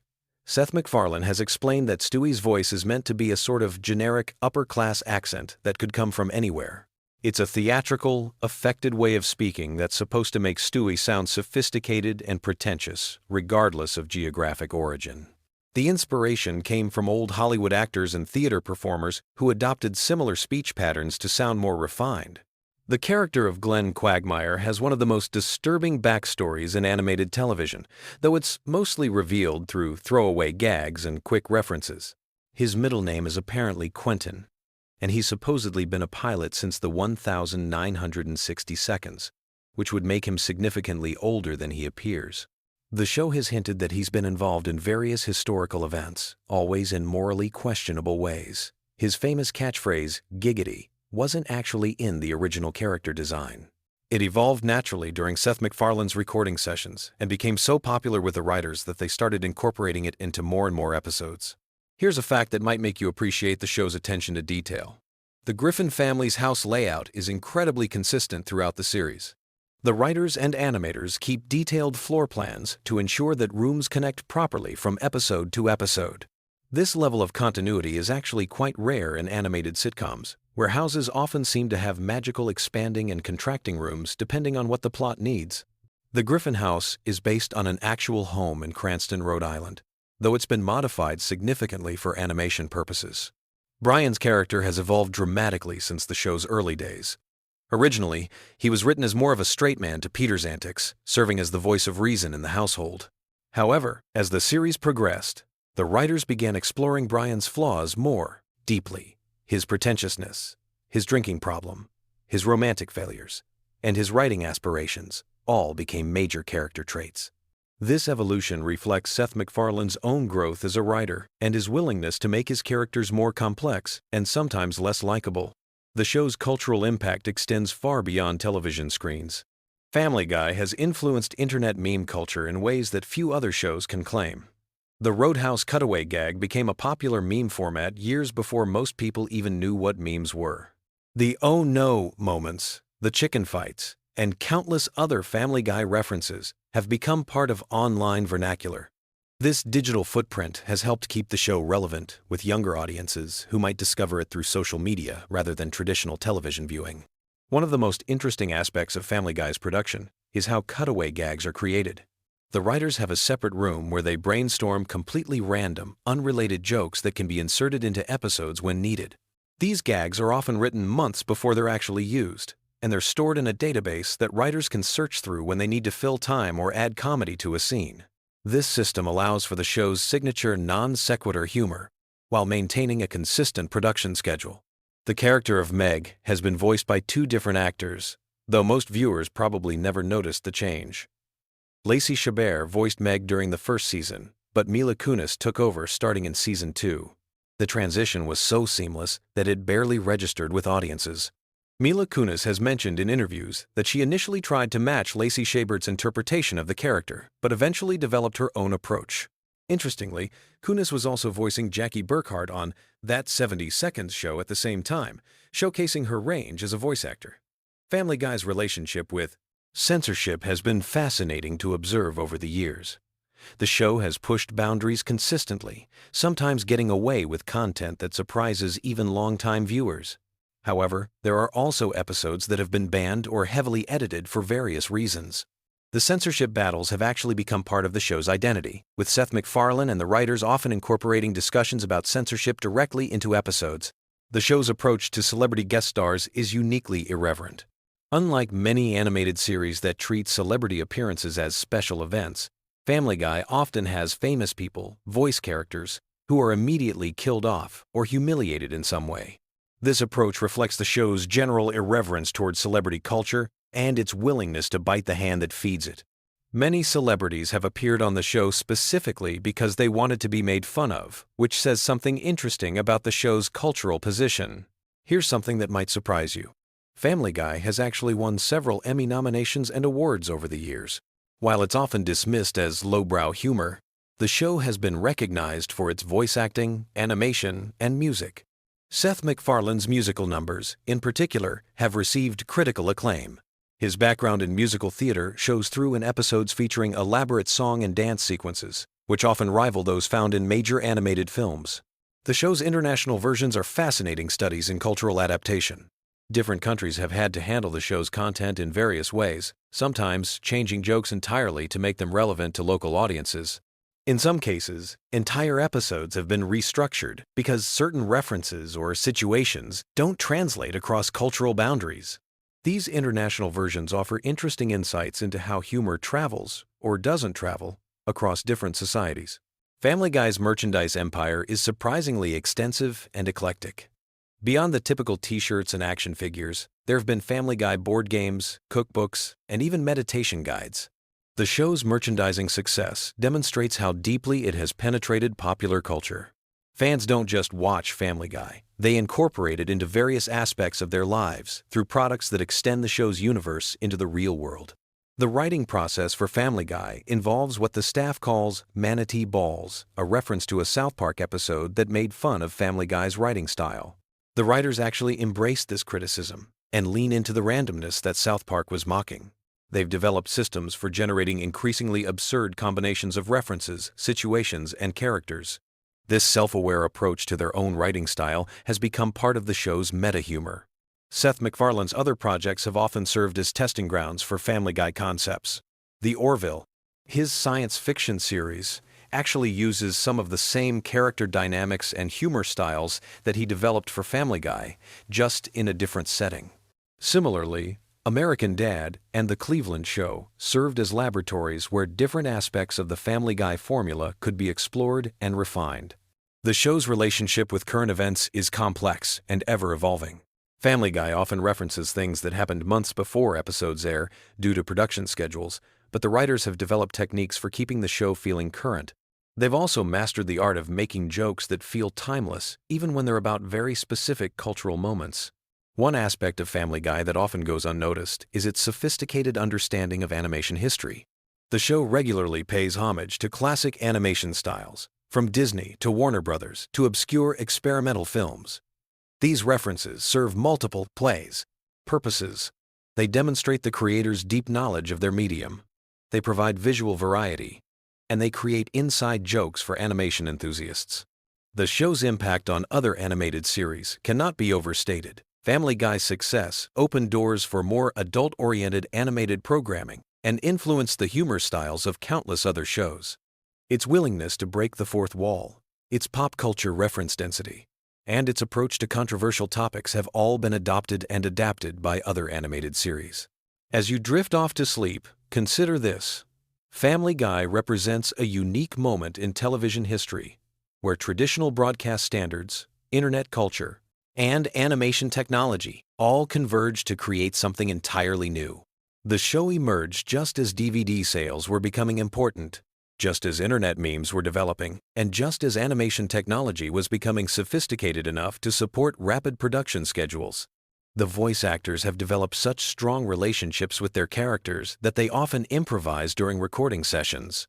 These improvisations frequently make it into the final episodes, adding spontaneity to what could otherwise be very controlled animation. The chemistry between voice actors, even when they're recording separately, comes through in the final product in ways that feel natural and unforced. Family Guy's legacy will likely be its demonstration that animated television could be both commercially successful and artistically ambitious while maintaining an irreverent, anti-establishment attitude. It proved that audiences were hungry for content that didn't talk down to them, that referenced the full spectrum of popular culture, and that wasn't afraid to offend or surprise. So as you close your eyes tonight, remember that somewhere in the world, someone is discovering Family Guy for the first time. Someone else is rewatching their favorite episode, and the creators are probably working on new ways to surprise, shock, and entertain audiences. In the grand tradition of animated comedy, Family Guy continues to push boundaries, challenge expectations, and remind us that sometimes the most comforting thing about entertainment is its complete unpredictability. Sweet dreams, and remember, tomorrow is another day in Quahog, where anything can happen, and usually does. Hey there, night owls and Family Guy fanatics. If you're scrolling through YouTube at 3 in the morning looking for something to help you drift off to dreamland, you've stumbled upon the perfect video. Tonight we're diving deep into the bizarre, hilarious, and sometimes completely unhinged world of Family Guy with some truly wild facts that'll either lull you to sleep or keep you wide awake wondering how Seth MacFarlane's mind actually works. So grab your favorite blanket, dim those lights, and let's explore the wonderfully weird universe of Quahog, Rhode Island. Trust me, by the end of this journey through Family Guy's most fascinating secrets, you'll either be peacefully snoozing or have a whole new appreciation for just how crazy this show really gets. Let's start with something that might blow your mind. Did you know that Family Guy was actually canceled not once, but twice? Yeah, you heard that right. The show first got the axe in 2002 after just 3 seasons, and Fox thought they were done with the Griffin family forever. But here's where it gets interesting. The show found new life through DVD sales and reruns on Cartoon Network's Adult Swim block. The ratings were so incredible that Fox literally had to eat humble pie and bring the show back in 2005. Then, believe it or not, they canceled it again in 2007, only to reverse that decision just months later. Talk about a roller coaster relationship between a network and a show. Speaking of relationships, let's talk about the voice behind our favorite talking baby, Stewie Griffin. Seth MacFarlane doesn't just voice Stewie, he also voices Brian, Peter, Glenn Quagmire, and several other characters. But here's the kicker. MacFarlane based Stewie's voice on the accent of English actor Rex Harrison, who you might know from the classic musical My Fair Lady. Yeah, that sophisticated, slightly pompous British accent that makes Stewie sound like an evil mastermind. It's straight from a Broadway legend. MacFarlane has said in interviews that he wanted Stewie to sound like an old-school English gentleman, which makes it even funnier when this supposedly refined character is plotting world domination from his crib. Now, if you think the show pushes boundaries on television, you should hear about some of the stuff that never made it to air. The writers and animators have created countless scenes, jokes, and entire storylines that were deemed too controversial even for Family Guy's standards. And considering what does make it onto television, that's really saying something. There's apparently an entire vault of unused content that could probably fill several seasons worth of episodes. Some of these rejected bits have made their way onto DVD releases as deleted scenes, but many remain locked away forever, too wild even for the show known for having no limits. Here's something that might surprise you about the show's production process. Unlike many animated series that plan out entire seasons in advance, Family Guy often operates more like a live-action sitcom. The writers frequently come up with ideas on the spot, and episodes are sometimes completely rewritten just weeks before they're supposed to air. This spontaneous approach explains why the show can feel so fresh and unpredictable, but it also leads to some pretty intense crunch times for the animation team. Imagine trying to animate complex scenes with just days to spare before broadcast. Let's dive into some character secrets that most fans never realize. Brian the dog, everyone's favorite intellectual canine, was originally supposed to be just a regular pet. In the original concept, Brian was going to be a typical dog who couldn't talk and would just bark and fetch like any normal household pet. Seth MacFarlane decided to make him a talking character at the last minute, and thank goodness he did, because Brian's philosophical conversations and sarcastic wit have become some of the show's most memorable moments. It's wild to think that one of the most complex characters almost didn't have a voice at all. The show's animation style has some fascinating secrets too. Those seemingly simple character designs actually take an enormous amount of work to create. Each character has hundreds of different facial expressions and poses that animators can mix and match. Stewie alone has over 300 different mouth positions just for speaking different sounds. The animators have to keep track of all these variations to maintain consistency across episodes. It's like having a massive digital puppet show where every single movement has to be carefully orchestrated. Here's a fact that might make you appreciate the show's music even more. Seth MacFarlane isn't just the creator, writer, and voice actor for multiple characters. He's also a legitimate recording artist who's released several albums of traditional pop standards. His musical background heavily influences the show, which is why you'll notice that Family Guy has more musical numbers than most animated comedies. Those elaborate song and dance sequences aren't just thrown in for laughs. They're crafted by someone who genuinely understands musical theater and classic American songbook traditions. The show's cultural impact goes way beyond just entertainment. Family Guy has actually influenced real-world events and conversations. Politicians have referenced the show in speeches. Academics have written scholarly papers about its social commentary, and it's been credited with introducing younger audiences to cultural references they might never have encountered otherwise. Think about how many classic movies, TV shows, songs, and historical events you first learned about through a Family Guy cutaway gag. The show serves as this weird cultural bridge between different generations of entertainment. Now let's talk about some of the show's most controversial episodes and why they're so memorable. The writers have never shied away from tackling sensitive subjects, and sometimes their approach has sparked genuine debates about comedy, censorship, and social responsibility. Some episodes have been pulled from rotation, others have been edited for different markets, and a few have become legendary among fans, specifically because they pushed things too far. This willingness to court controversy has kept Family Guy relevant for over 2 decades, even as television landscape has changed dramatically around it. The voice acting process for Family Guy is unlike anything you'd expect. Seth MacFarlane often records multiple characters in the same session, essentially having conversations with himself. He'll record Peter's lines, then immediately switch to Brian's voice to respond, then jump to Stewie for the next exchange. Watching him work in the recording booth is apparently like witnessing someone with multiple personality disorder having a very organized conversation with themselves. Other voice actors have said it's both impressive and slightly unsettling to watch. Here's something that connects to the show's longevity. Family Guy has aired over 400 episodes, making it one of the longest-running animated series in television history. To put that in perspective, if you watched every single episode back-to-back, you'd be sitting there for more than 150 hours straight. That's almost a full week of continuous Family Guy content. The show has literally created enough material to entertain someone for an entire week without sleeping, eating, or taking a single break. The show's international versions reveal some fascinating cultural differences. Family Guy is broadcast in dozens of countries, and each version has to navigate different censorship standards and cultural sensitivities. In some countries, entire jokes are replaced with completely different content. In others, characters' names are changed, and certain running gags are modified to make sense to local audiences. There are versions of Family Guy where the cultural references are so different that they're essentially completely different shows with the same characters. Let's explore some behind-the-scenes drama that most fans never hear about. Like any long-running show, Family Guy has had its share of creative disagreements, contract disputes, and personality conflicts.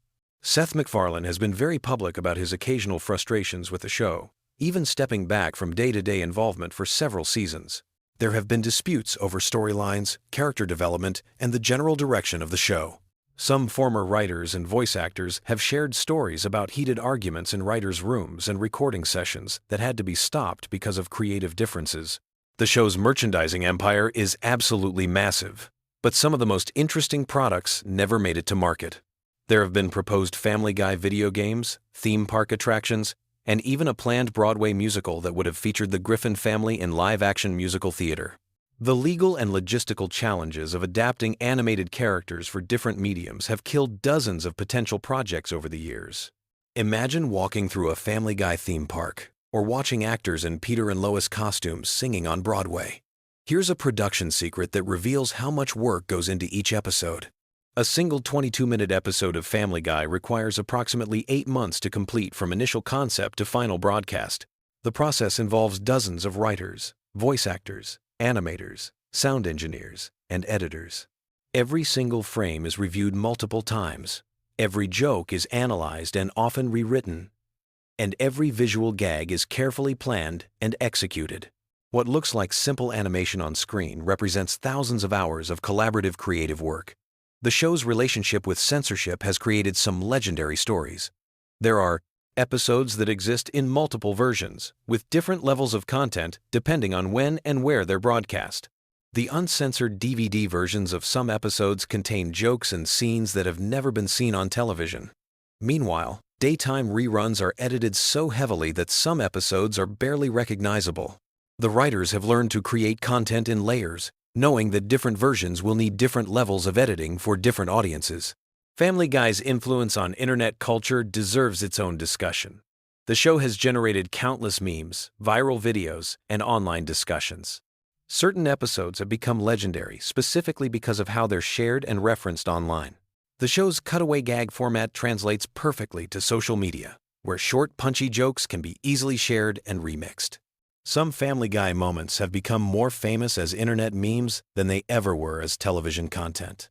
The voice acting talent that has appeared on Family Guy reads like a who's who of entertainment.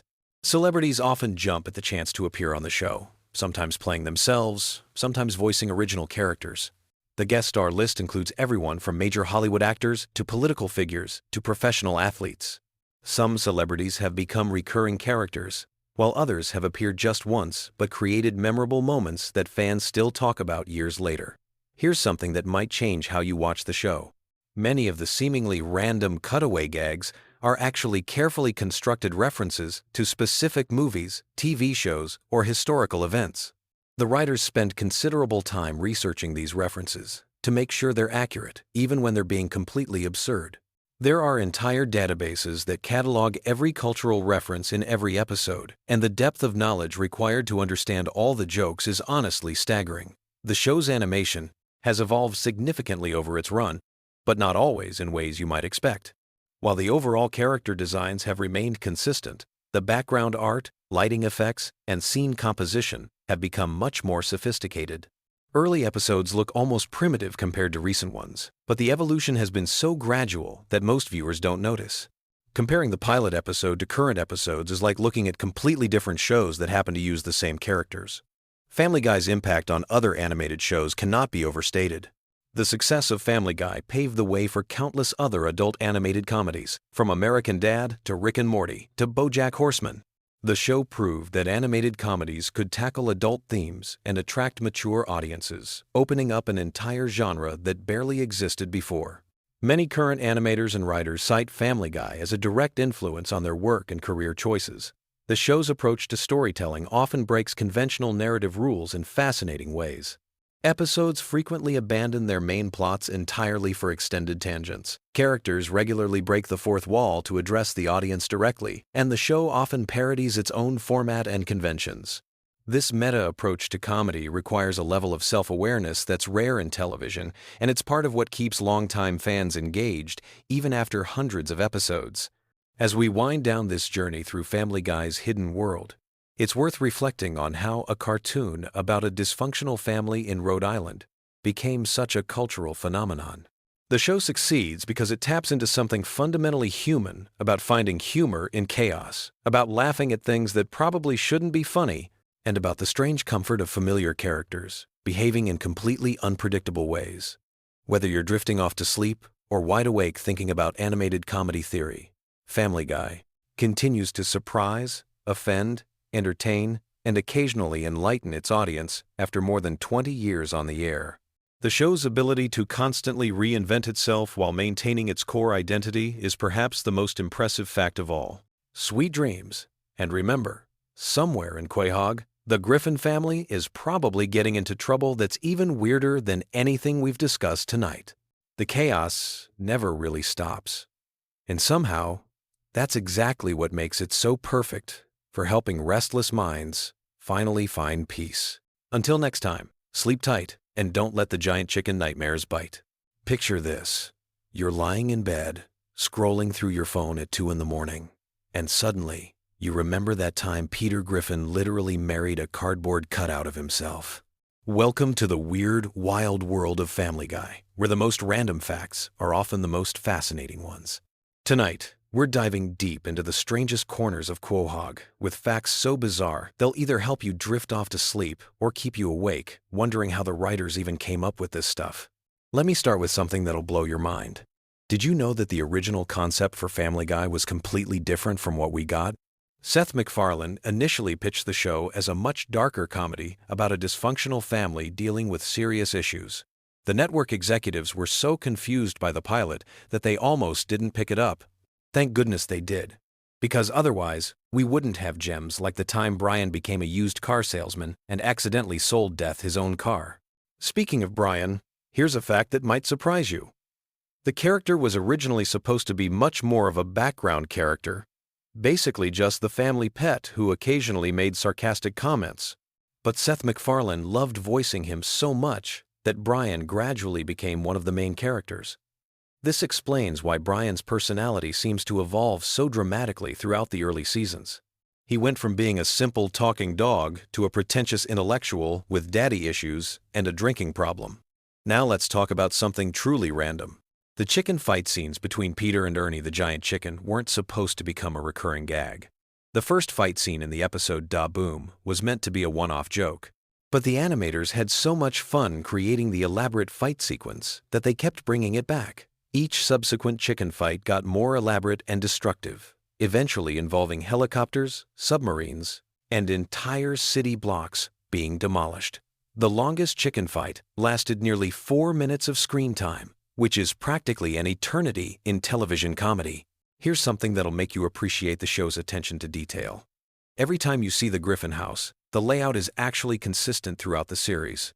The creators took the time to map out every room, every hallway, every closet in the house, so that when characters move around, it makes spatial sense. This is incredibly rare in animated comedies, where houses often have impossible layouts that change depending on what the joke requires. The Griffin house blueprints are actually available online, and fans have used them to build accurate replicas in video games and even real life. Moving on to character quirks. Did you know that Meg's unpopularity at school was originally supposed to be temporary? The writers planned to have her eventually find her place and become more confident.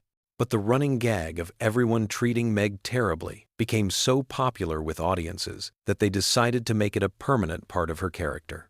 Mila Kunis, who voices Meg, has said in interviews that she sometimes feels bad about all the abuse her character receives, but she understands that it's become essential to the show's dynamic. Let's dive into some voice acting trivia that's perfect for late-night pondering.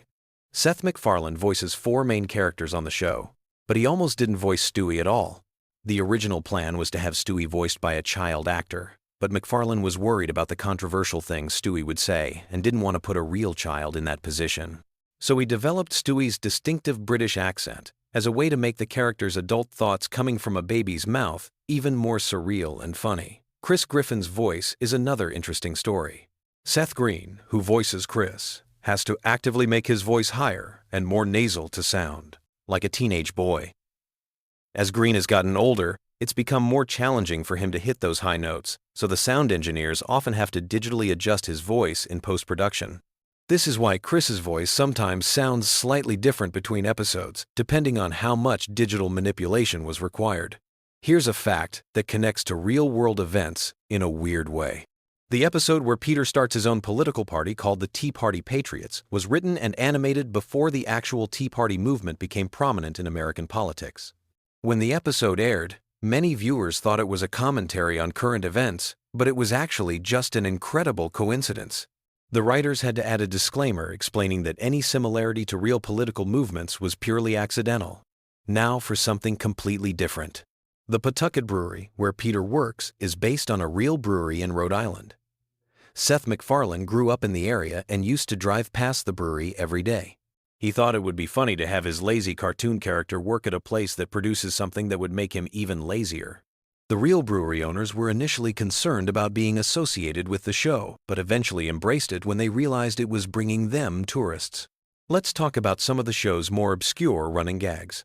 You know how Conway Twitty always seems to appear at random moments? This started as an inside joke among the writers who were fans of old country music. They would play Conway Twitty songs during late-night writing sessions to keep themselves awake.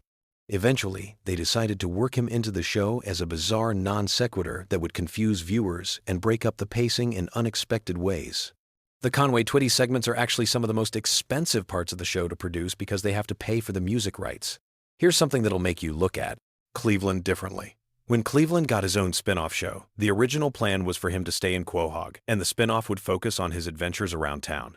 But the writers realized that would be too limiting, so they created the elaborate storyline where his house gets destroyed and he moves to Virginia. The bathtub falling through multiple houses scene took months to animate and became one of the most memorable moments in the show's history, even though it was essentially just a setup for a spin-off that only lasted 4 seasons. Speaking of spin-offs, did you know that there was almost a Stewie and Brian road trip series?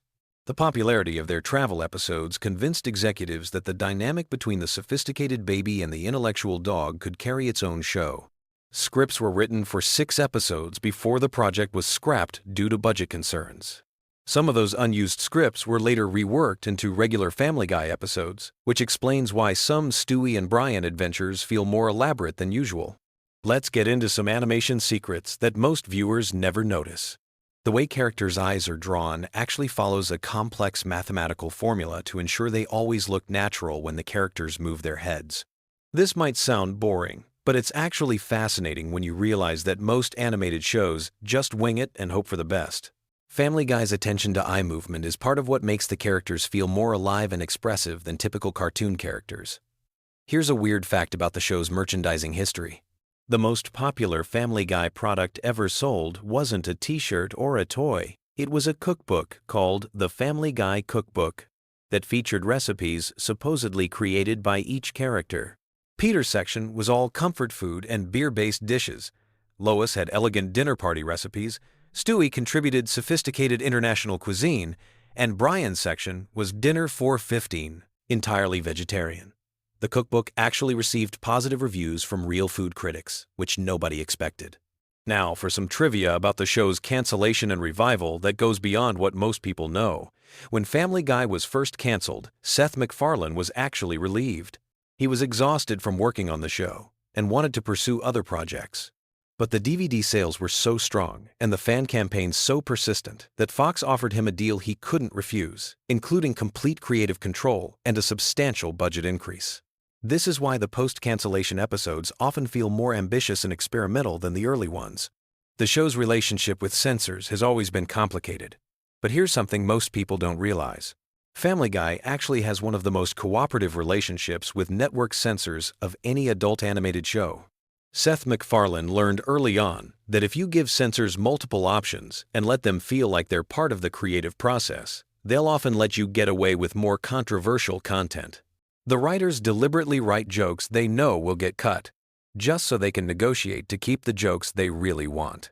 Let's talk about some character backstories that were developed but never made it into episodes. Quagmire was originally supposed to have a twin brother who was everything he wasn't, completely respectful and monogamous.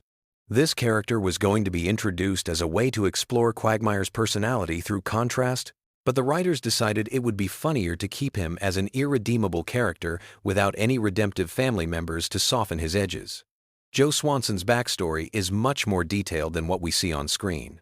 The writers created an entire timeline of his police career before his accident, including the names of his partners, his most famous cases, and even his police academy graduation rank. None of this has ever been mentioned in the show, but it helps the writers keep his character consistent and gives them material to draw from when they need Joe to demonstrate police knowledge or skills. Here's something about the show's music that might surprise you. Every musical number in Family Guy is performed live by the voice actors, even when their characters are supposed to be bad singers. Seth MacFarlane, who has released several jazz albums, insisted on this approach because he believes it makes the musical moments feel more authentic. This means that when Peter sings off-key, Seth MacFarlane is actually deliberately singing badly, which is apparently much harder than just singing well. The relationship between Family Guy and The Simpsons goes deeper than their famous crossover episode. The two shows' writing staffs have been trading jokes and references for years in a friendly rivalry that most viewers never notice. If you watch carefully, you'll spot subtle Simpsons references in Family Guy episodes and vice versa. This tradition started when several Family Guy writers were hired away from The Simpsons, and they maintained friendships with their former colleagues. Now, here's a production fact that explains a lot about the show's pacing. Family Guy episodes are actually written to be about 30 minutes long, but they're edited down to fit the 22-minute television format. This means there are about 8 minutes of content cut from every episode. These deleted scenes aren't just throwaway jokes either. They often contain character development and plot details that would make the episodes feel more complete. Some of these deleted scenes have been released on DVD collections, and they often change how you interpret the episodes. The show's approach to celebrity guest stars is completely different from most animated comedies. Instead of having celebrities play themselves or obvious parodies of themselves, Family Guy often casts them as completely random characters. This creates a fun game for viewers who recognize the voices but can't immediately place where they know them from. Adam West playing the mayor was the template for this approach, and it's been incredibly successful at attracting high-profile guest stars who want to try something different. Let's explore some of the show's more philosophical elements that get overlooked because of all the random humor. The relationship between Stewie and Brian is actually a sophisticated exploration of the friendship between youth and experience. Stewie represents unlimited potential and ambition, while Brian represents the reality of compromise and disappointment that comes with age. Their adventures often end with both characters learning something, but in subtle ways that don't feel preachy or forced. The show's treatment of time travel and alternate realities follows surprisingly consistent rules. The writers created an internal logic system for how these sci-fi elements work in the Family Guy universe, even though they rarely explain it to viewers. This attention to detail is why the time travel episodes feel coherent instead of just random, and it allows them to create genuine consequences for the characters' actions across multiple episodes. Here's something about the animation process that most people never consider. Each episode of Family Guy requires approximately 15,000 individual drawings. The animators have developed shortcuts and techniques to make this process more efficient, but it still takes about 8 months from the initial script to the finished episode. This explains why the show sometimes references events that seem outdated by the time the episode airs. The references were current when the episode was being written and animated. The voice recording process is also more complex than most people realize. While some animated shows record all the voices separately, Family Guy often records the main cast together in the same room. This creates more natural-sounding conversations and allows the actors to play off each other's energy. Seth MacFarlane switches between his different character voices during these sessions, which the other actors say is both impressive and slightly disturbing to witness in person. Now for some trivia about the show's impact on popular culture that goes beyond the obvious memes and catchphrases. Family Guy has been credited with popularizing the rapid-fire pop culture reference style that's now common in comedy. Before Family Guy, most TV shows would make 1 or 2 cultural references per episode. Family Guy started making dozens of references per episode, training audiences to catch quick jokes and creating a more interactive viewing experience. The show's influence on internet culture is also significant. Family Guy was one of the first TV shows to embrace online fan communities and viral marketing. The creators regularly engage with fans on social media and have incorporated fan suggestions into actual episodes. This relationship between creators and fans has become the standard for modern entertainment. But Family Guy was pioneering this approach when most TV executives were still afraid of the internet. Finally, here's a fact that brings everything full circle. Despite all the random humor and bizarre storylines, Family Guy is actually one of the most carefully planned shows on television. Every season has an overarching theme that connects the episodes, even though these themes are subtle enough that most viewers don't consciously notice them. The writers map out character development arcs that span multiple seasons, ensuring that even the most outrageous episodes contribute to larger storytelling goals. As you drift off to sleep tonight, remember that somewhere in the world, there are people whose full-time job is deciding exactly how long Peter Griffin's fights with a giant chicken should last. Sweet dreams, and may your nights be filled with fewer random cutaway gags than the average Family Guy episode. Hey, sleepyheads. If you're settling in for the night and need something to drift off to, you've come to the right place. Tonight we're diving into the wonderfully weird world of Family Guy with some absolutely wild facts that'll either put you to sleep or keep you up wondering how the heck this show got away with some of this stuff. Trust me, by the end of this video, you'll have enough random Family Guy knowledge to impress literally no one at parties. But hey, that's what we're here for. Let's start with something that'll blow your mind. Did you know that Peter Griffin has technically been married to Lois longer in real time than some actual married couples have been together? The show premiered in 1999, which means Peter and Lois have been cartoon married for over 25 years now. That's longer than a lot of Hollywood marriages last, and considering all the ridiculous stuff Peter puts Lois through, it's honestly impressive she hasn't left him for someone with at least 2 functioning brain cells. Speaking of Peter's questionable decision-making skills, here's a fact that might make you question everything you thought you knew about the show. Peter Griffin has actually cheated on Lois multiple times throughout the series, but not always in the way you'd expect. There was that whole episode where Peter literally got injected with what the doctors called a gay gene during a medical experiment. Now, I know what you're thinking, and yes, this is as ridiculous as it sounds. Peter needed money for medical bills, saw an ad for volunteers for medical research, and being Peter, he didn't ask any questions before signing up. The doctors at this research facility were apparently working on some kind of gene therapy, and Peter ended up getting injected with this experimental serum that was supposed to make him gay. The kicker? He only did it because they offered him $125. That's right, Peter Griffin's sexuality was temporarily altered for the price of a decent vacuum cleaner. Only on Family Guy would someone's entire identity shift because of what amounts to pocket change. But here's where it gets really interesting. Once the serum kicked in, Peter didn't just become gay, he became like stereotypically gay. We're talking about a guy who suddenly knew all the best brunch spots in town and started making homemade muffins. Lois was initially upset about the whole situation until she tasted those muffins, and then she was suddenly okay with having a gay husband. It's like she discovered the secret to getting Peter to actually contribute to household duties was a medical experiment gone wrong.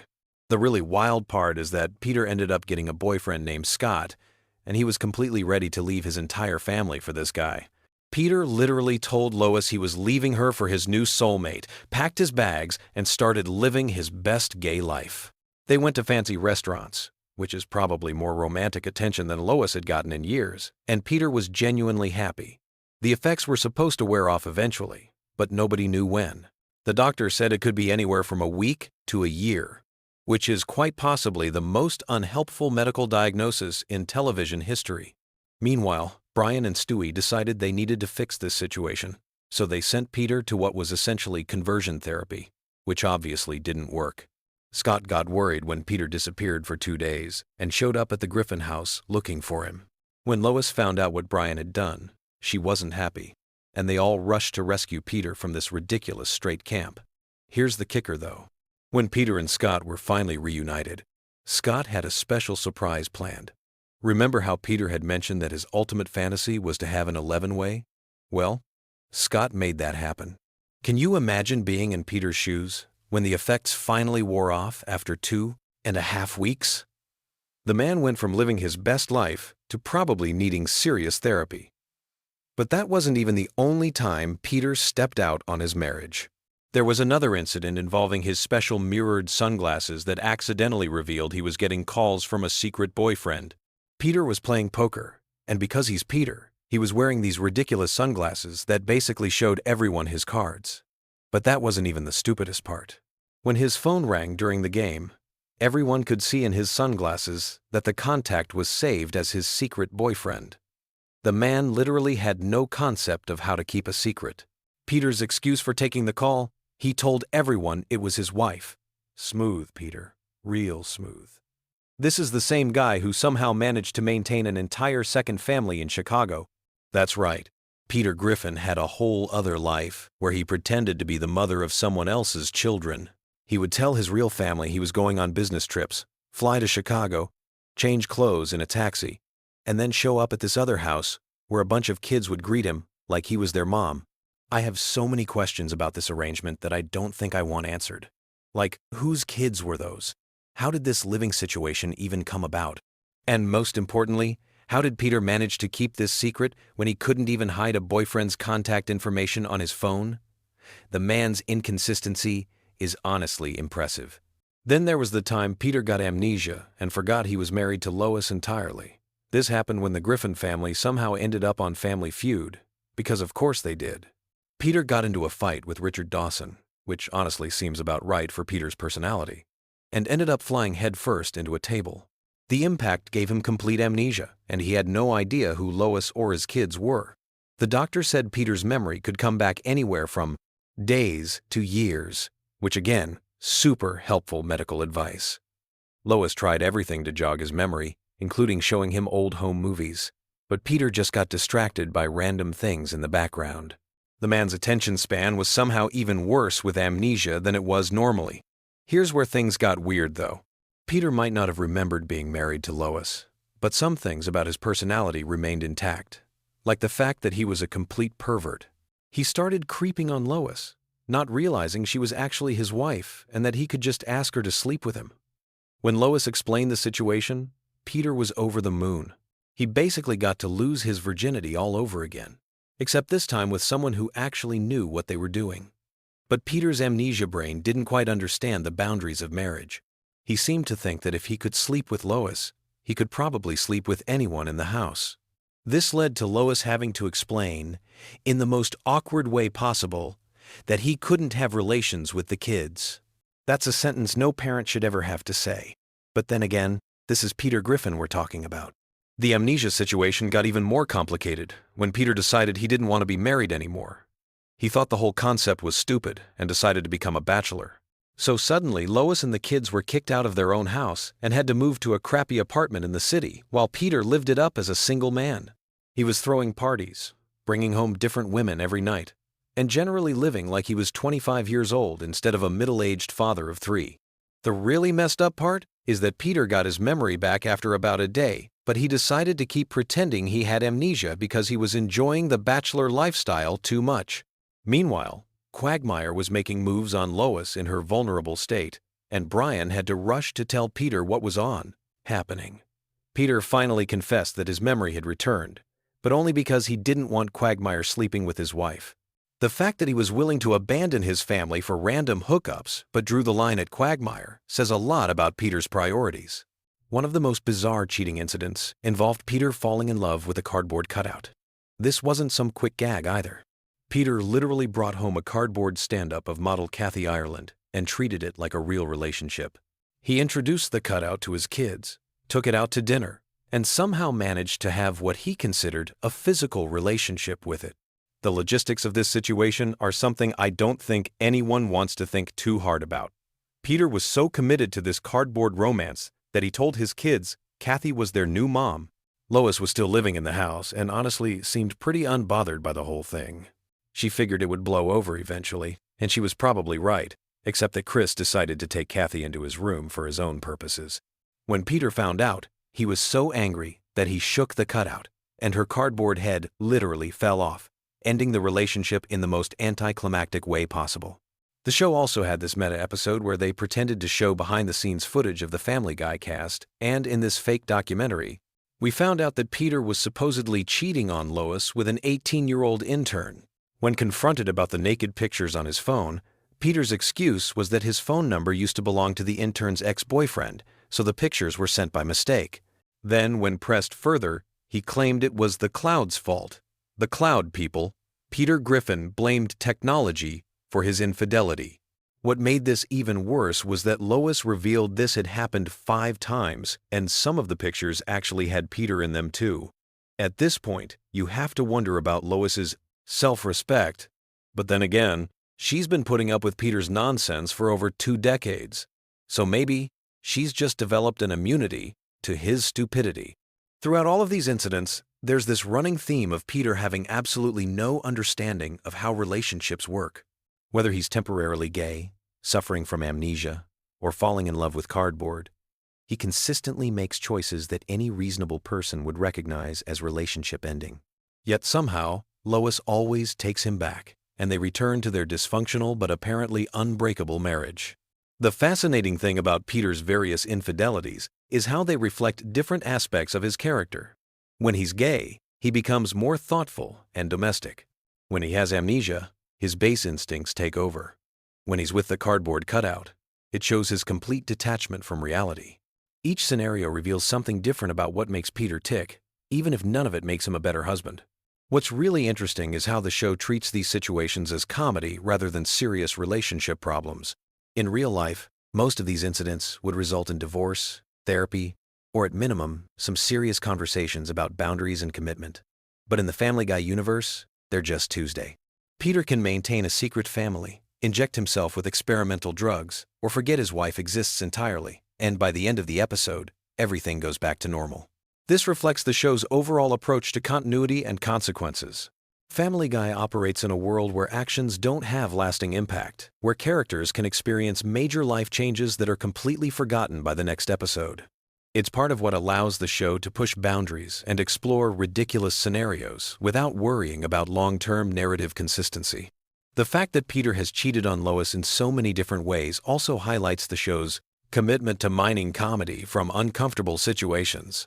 Seth MacFarlane and the writing team seem to delight in finding new ways to make Peter an even worse husband, while somehow keeping him sympathetic enough that audiences don't completely turn against him. And there you have it, folks. Peter Griffin's extensive history of marital infidelity, from gay gene experiments to cardboard cutout romances. Sweet dreams. And try not to think too hard about the logistics of any of this. If you enjoyed learning about Peter's questionable relationship choices, make sure to subscribe for more random animated facts that serve no practical purpose but might help you fall asleep. Until next time, keep it weird, keep it random, and remember that somewhere out there, Peter Griffin is probably doing something that would end most marriages but will be completely forgotten by next episode.